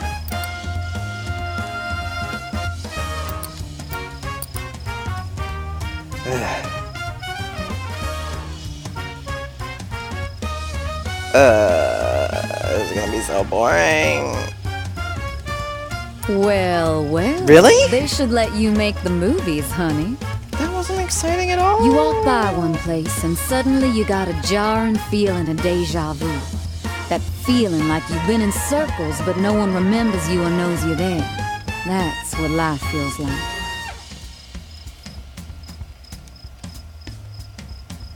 Like walking in circles like roulette. And sometimes it's your number and most of the time it ain't, and you gotta store that energy, I learned. Store it for when you win. And the night's ending. I see a lot more of these sunrises than I ought to, I think. But it's beautiful. So it can't be all harm, can it? Right. I was recently spending a lot of time out late with that boy, which I regret. But what can you do? Nothing but move on, and hold some scorn for yourself in your pocket till you learn your lesson.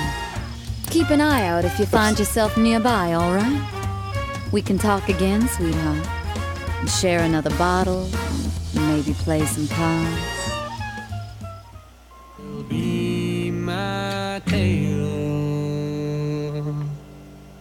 my vagrant song.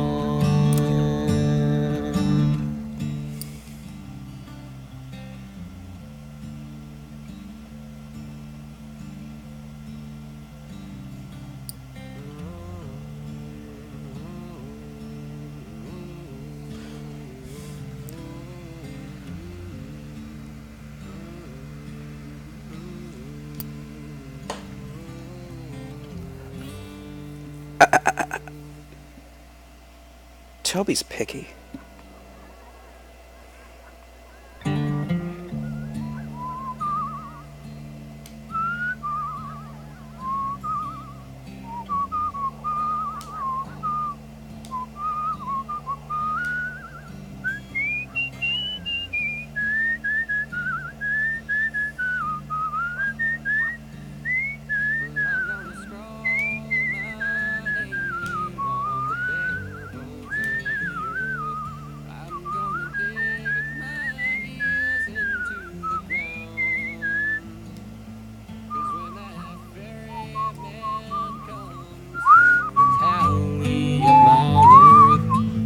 Eek.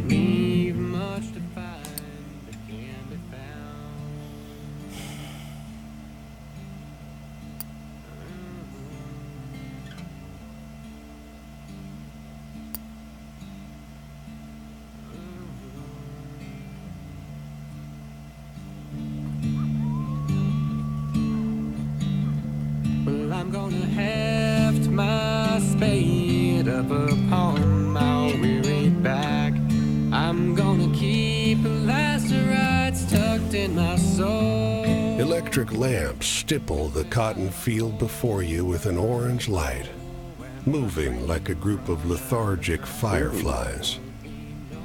From the field, the voices of the workers reach you in a soulful, united song. You're gently lulled to sleep as the song floats over you. And oh, Lordy, pick a bale of cotton. And oh, Lordy, pick a bale a day. You're pulled out of your slumber by a woman's pained scream and a collection of shouts rising from the field. The woman's screams taper off, soon replaced by the raw cries of an infant. Applause briefly fills the night, eventually fading back into song. Oh, Lordy, you wake up to the gentle crescendo of the worker's song, unsure if it ever ceased at all. Woman gives birth. And by I'll see them far and long. When the night comes down for the No. and this will be my tale, my vagrant song.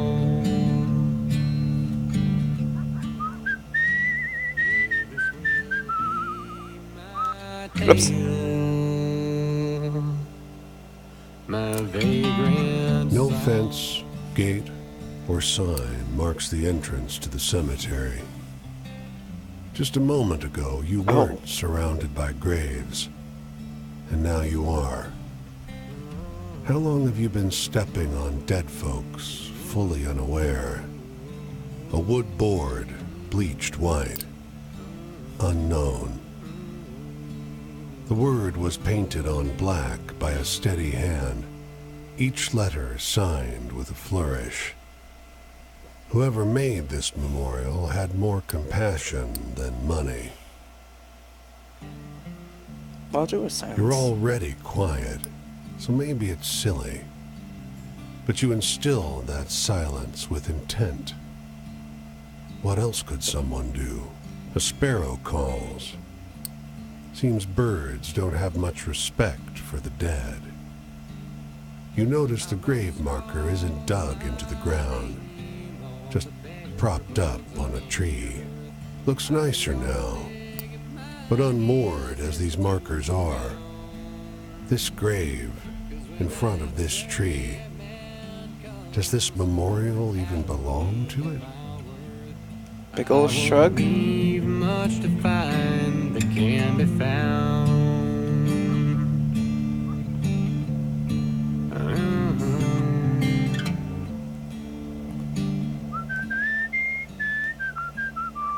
Oh, I should just listen.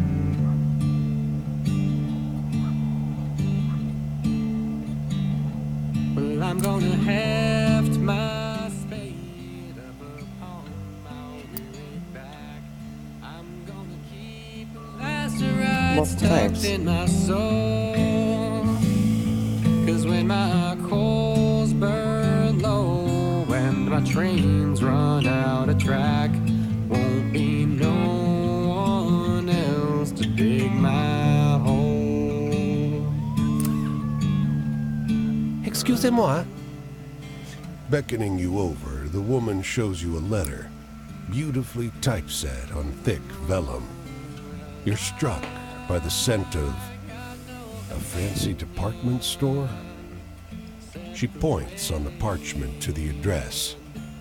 This address, you know? Her accent is very thick. You are dismayed to read the first paragraph. Lorem ipsum dolor sit amet. And the address under the monogram in the letterhead. Oh boy. 12345 Road Street, Anytown, USA. The woman blinks, hopefully, leaning close over your shoulder. Yes? You know this place? She asks. Poor woman. She's been tricked. Let her down, he's 8. This place doesn't exist, you try to explain as loud and slowly as possible. Of course she exists. The woman snorts, thumping a fist to her chest. You struggle to make yourself understood, but the poor woman whisks the letter away and stomps down the street. Ah well, c'est la vie. Good luck, lady.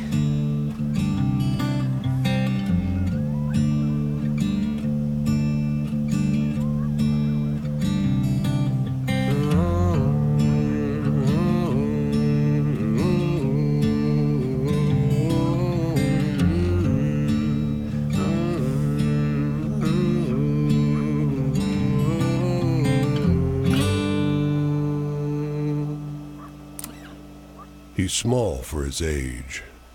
Boy of 13 or so, sitting on an upturned bucket by the side of a tiny wedge of farmland. The dog, as though by contrast, is massive, an enormous yellow-brown mutt. He's called Rover, the boy explains. Paul says he can't come with us. Where? West. You notice the Model A truck on the yard, piled high with furnishings and trunks and bags and knots of rope to tie it all together. And upon all that, too, yet more dust and grit. Paul says it has to be better. Why not? With one toe tip, he scratches a parabola on the dead, dry ground. Paul says we can't afford to feed Rover no more. You can't tell where the blonde of the dog's coat ends. and the omnipresent dust begins. Same goes for the boy's hair. Will you take him? Well, I don't... This is really ambiguous phrasing. Rover follows you eagerly after you feed him the tiniest sliver of jerky. But a few hours later, he snaps to attention, as though hearing some distant noise your ears can't catch. The last you see of him are the markings left by his dirty pelt on the leaves of the underbrush. Poor bastard.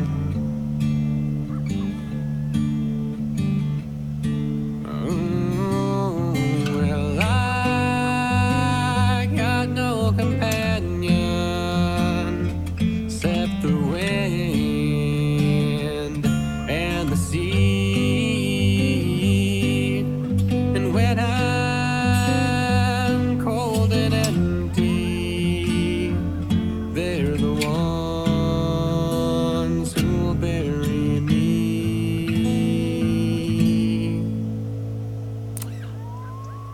We need a sixth. She told you, beckoning from the steps of a great dark mansion. And just like that, you found yourself sitting with strangers around a velvet-draped table.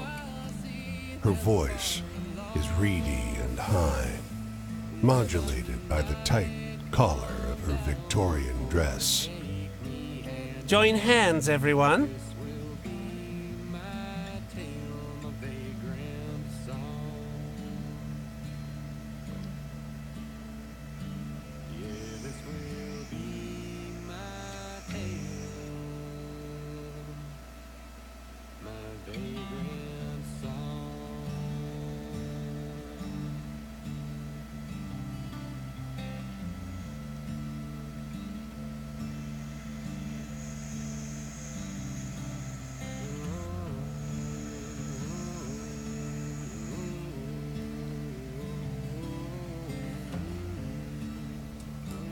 Let's hold hands. Your host keeps her eyes closed as she beseeches the spirits of the dead. But everyone else around the table lets one lingering, awkward glance bounce around between them. You sense they're just about done humoring her when it happens. A deep, nasty thump beneath the table. The whole table starts to shake, threatening to lift right off the ground. And then, the staid candle flames start flickering like mad, casting ghastly shadows on the walls. And then, a viciously cold wind cuts through the parlor like sharpened ice. Keep holding. The damned candles are dancing in midair around you now, singeing a hair here and there off the coiffed heads of these well-heeled guests. You notice your host across the table has her eyes open wider than they should go. A rivulet of blood dripping from her nose. Keep holding. When you come to your senses, sunrise has begun to creep in. The parlor is empty but for you and the woman in the old-fashioned dress, who slumped dejectedly over the table. He didn't show up. All that sound and fury, and no sign of his spirit.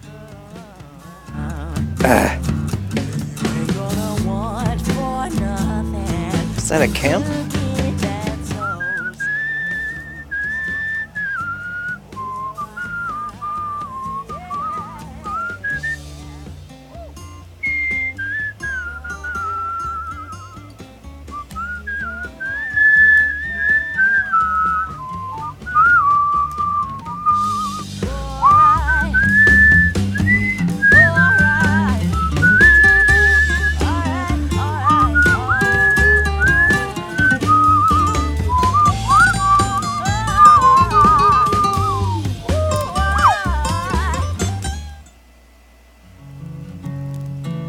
Sure. Hey. I take a look at you. Figure we're heading to the same place. You've been walking a long time, same as me, trying to find where you fit. Grab more wine.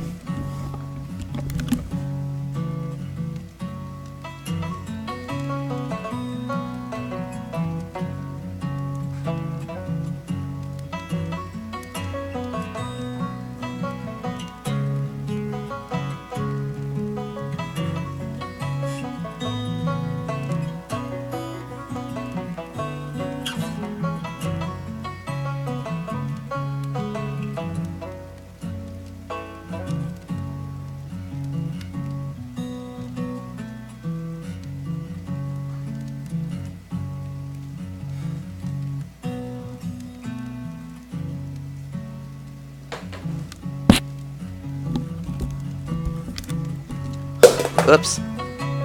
Okay. You ever wonder if that place don't exist? No shame in it, I do. Plenty of time I wonder if I just walk forever. You start to wonder, how did I get here? When you're alone, all you have is all this time. Time to trace the lines back to where things started. So, tell me a sad story. I've got a ton of those. Sad and true, okay?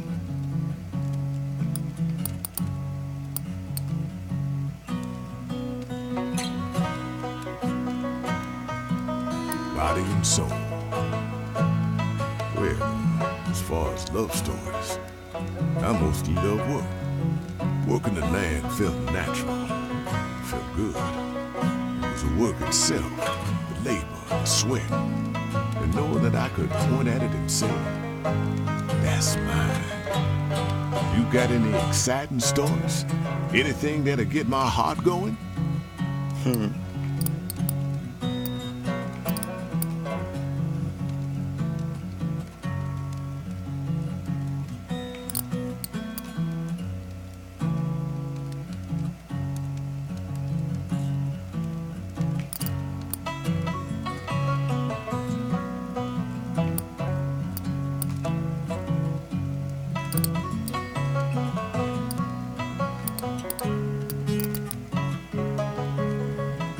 Probably the seance.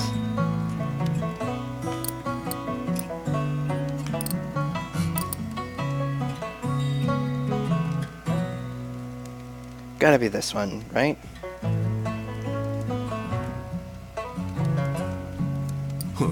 Trying Hey! to scare me. Ain't working. I've felt lucky before. When I joined the Union, it seemed like I was riding on the backs of angels. Like it was a real opportunity. Like God was on my side. So how about a scary tale? We're here at a campfire in the dead of night after all. Well, god damn it.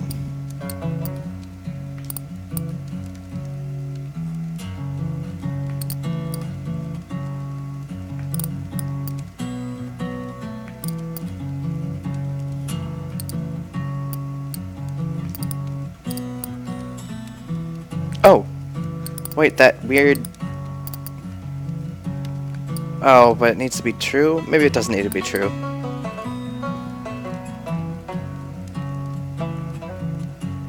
Damn, that's a good one. Thanks.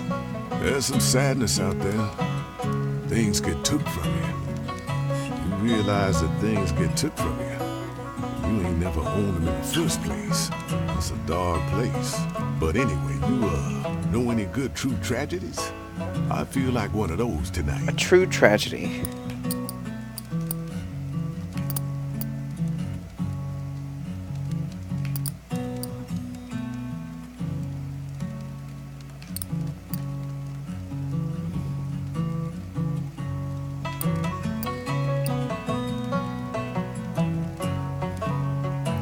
Well...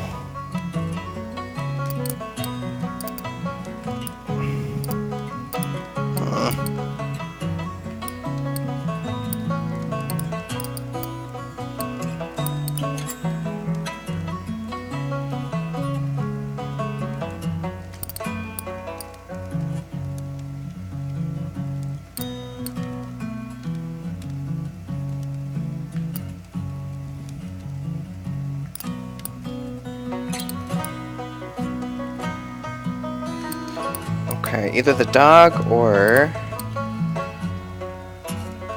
let's go with this lady.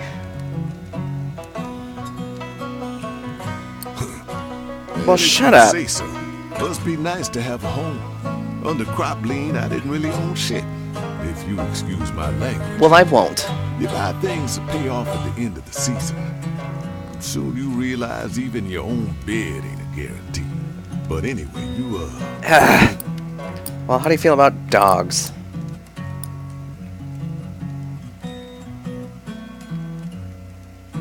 I hear you. Okay, good. God. No one would say my father was free. Sometimes I think about whether my father would find my life all that different from his. Here's the sun. I got to get going.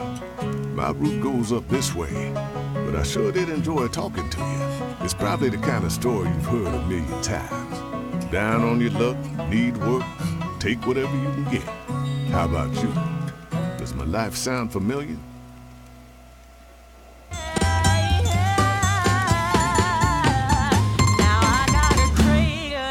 Chest. This hole ain't gonna heal, and the sting of guitar strings is about the only thing I feel. And if there was second chances, I don't know which way I would choose. Oh, yeah, the thing about down is I need this soul sucker blues.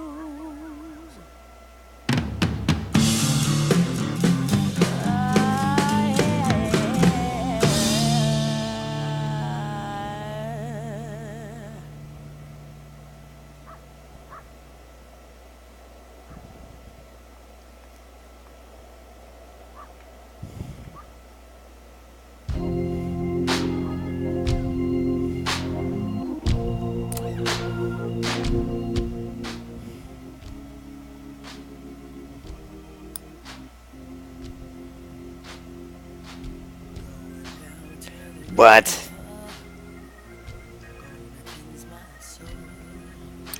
The seance was already pretty fucking strange. Oh, that current gonna take firm hold of me. That water gonna make me whole. You rest in a field where a well-dressed stranger talks your ear off on all manner of subjects. The weather, fireflies in summer, how combine harvesters work. After a while, the mood shifts. Heard my death bones this morning. Tell me more. Death bones. Heard 'em rattle like clank, clink, clank. More startling than wind chimes in a tornado. He plucks dry grass and chews on a piece. Ain't much time left now. Well, you seem That don't young. matter. I'm fine. Got my savior waiting at the pearly gates. The man shifts uncomfortably. At least I do as of this afternoon, I hope. Nearly knocked the pastor's door down earlier. Sure was good to meet you. The man pauses, rubs his chin in contemplation. Don't let the bedbugs bite. He walks off slow. After his silhouette becomes small in the horizon, but before he vanishes, you see him collapse to the ground. Poor bastard. We gon' tear it down. Yeah, they gotta throw water. We gon' tear it down. We gonna drive the hurting hearted out with a wild and righteous sound when they try to throw water.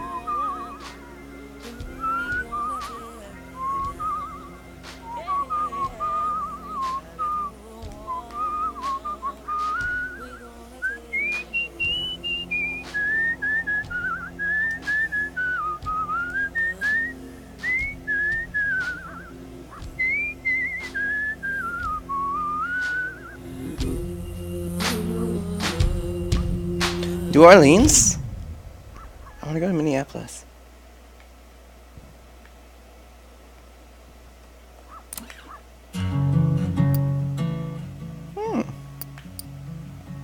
Lenny's Antiques has a heady smell. Polish, maybe, or incense. Sunlight doesn't penetrate the blacked-out windows. The place is crammed with furniture and curios. The woman behind the counter beckons you over. I know the look of you. I know what you're here for. And what's that? She sets a tray on the counter. On it sits a hodgepodge of stitched leather pouches of various shapes and sizes. Some have neck or wrist straps looped through them. She waves a hand across the display. Good luck charms. I don't want your money. You got something better. She licks her lips, holds out a flat palm. Fine, take my blood. Her knife is fast.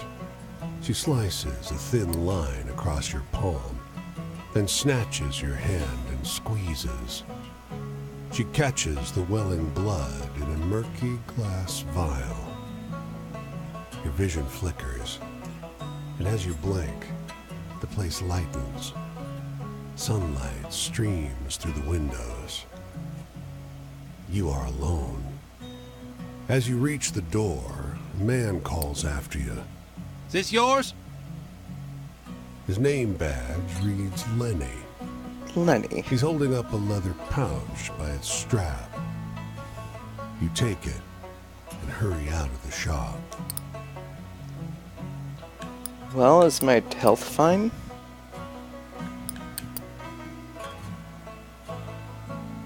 Give me I want the blue plate special. Okay, fine, that did nothing for me, fine. Let's spend some money.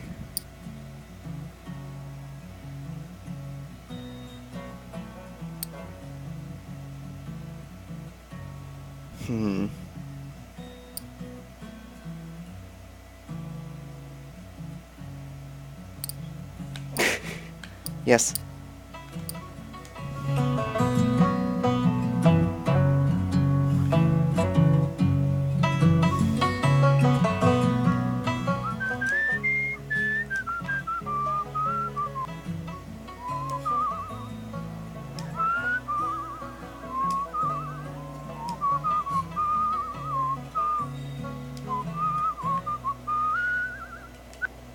I'll hitchhike.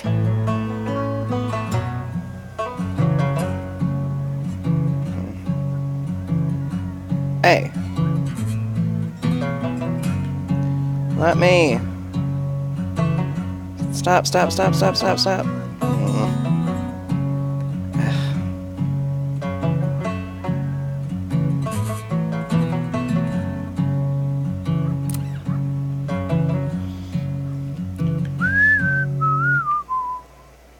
Man, this is barren. Although, what's that?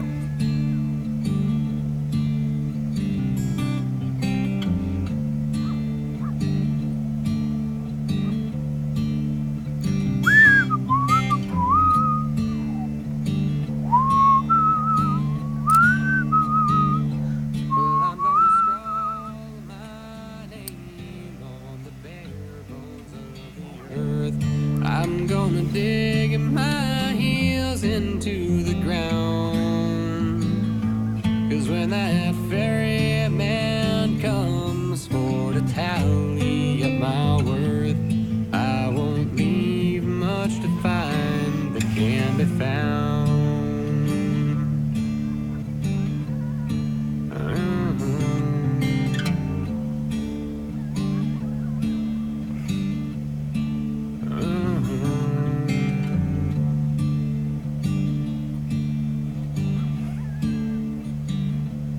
I'm gonna heft my spade up upon my weary back.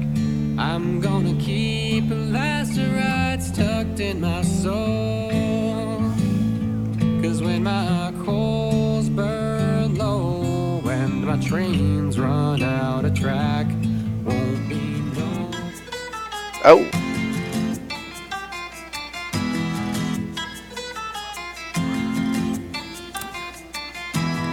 The steady spin of the lasso is hypnotic. Help me out here. says the man. I've been hunting this horse a long Hunting time. it? Extra pair of hands, make sure she doesn't get the better of me. She belonged to someone who wronged me. Butch slipped out of this world before I could square things between us, but damn did he love this horse. He grins.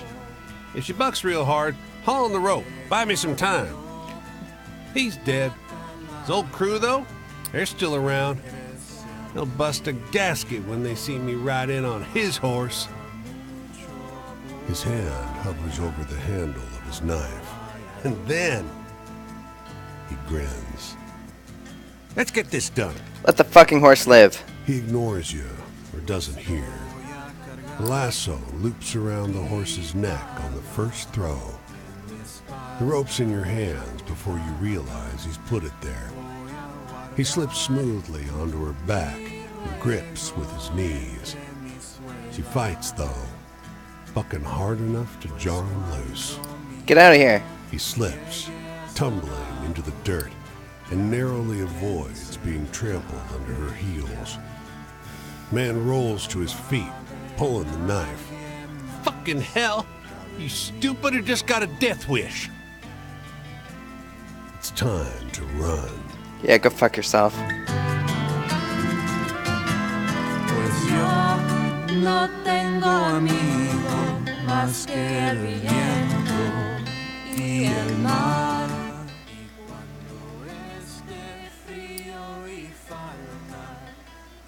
Son los que me enterrarán,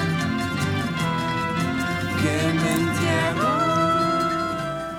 Duh.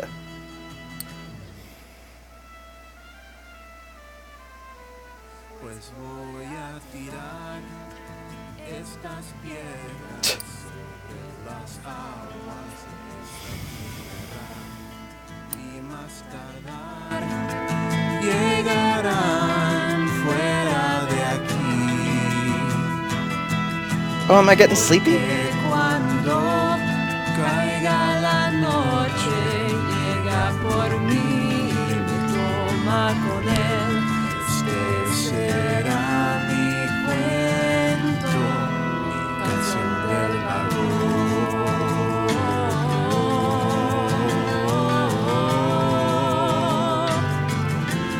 Mi canción del vagón.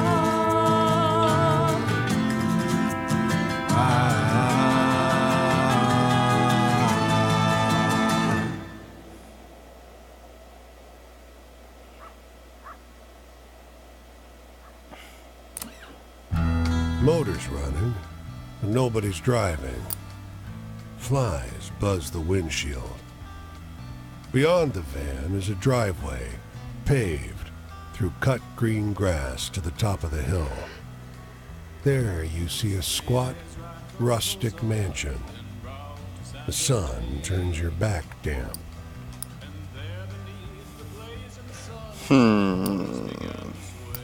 If the motor's running, that's curious. I don't want someone staring at me while I walk to the house. I'm gonna look at the car. It's a newer model. You don't recognize it. Inside, you see food wrappers, bottles of beer, and half a discarded cheeseburger. You come around to the windshield, where something incomprehensible is written in big, sloppy letters, backwards, as to appear correctly in a mirror. Tell me more. In lipstick, the word piggies. You glance back and forth between the message and your own reflection in the windshield. And on the latter glance, you see a large figure hovering behind you. Then you feel something hard. Then you see nothing. Yeah. Oh. You awake, face down in the crisp green grass. The back of your neck tender with sunburn. Your head still Oh, tender dear. from the blow. The van is gone. Tracks carved in the dirt lead back toward the road. You check your skull. Still intact. Your wallet, however, is less so. White rider ain't fixing for the joint.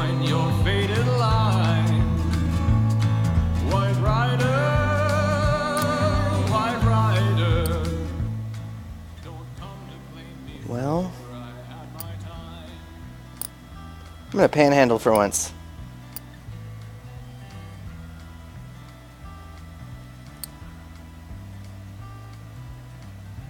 Thanks. Well, hooray.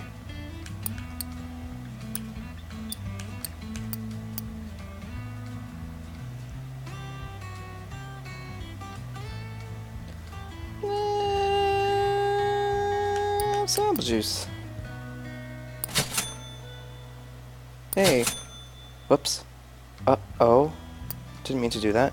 Little remains of the Alamo. Just a chapel and some barracks. The inside of the chapel seems off. Like a space that is both ruin and restored relic. Unsure if it should crumble or sparkle. The rumbling of cars outside is undeterred by the shaky adobe walls. You come across a well, a squat square made of stone, hidden beneath a large, crooked oak tree. And on it sits a dejected man, eyes downcast, face hidden by a broad-brimmed hat, and clothes so thickly coated with dust that you can't make out their style or color. He looks up at you, and you get a better look at his face. Sun-beaten, several days unshaven, and body.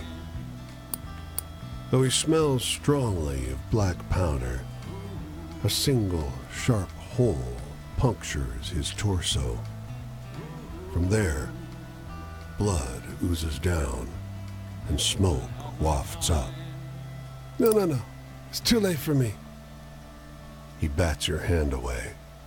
His is clammy and cold, even in the hot, dry air. It's a long time before he musters the strength to say anything more. I marched out here following some rich man from New Orleans. 2 weeks trapped in this damn fort. Then it was just so sudden.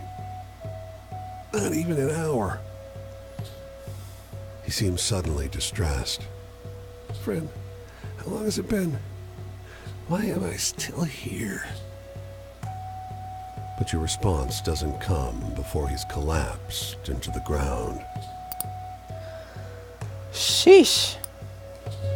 Alright, I think it's about time for me to stop here, but I need to see if it autosaves.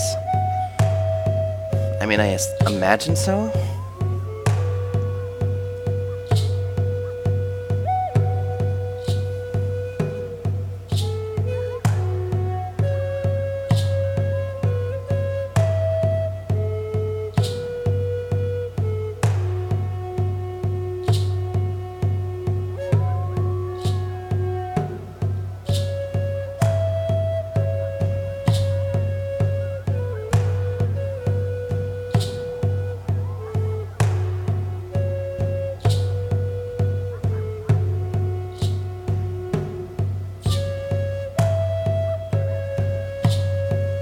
Uh-oh.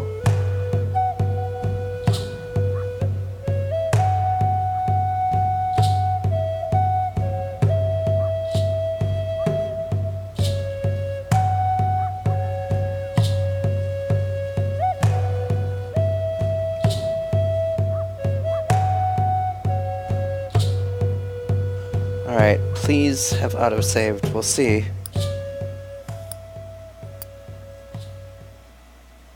Woo!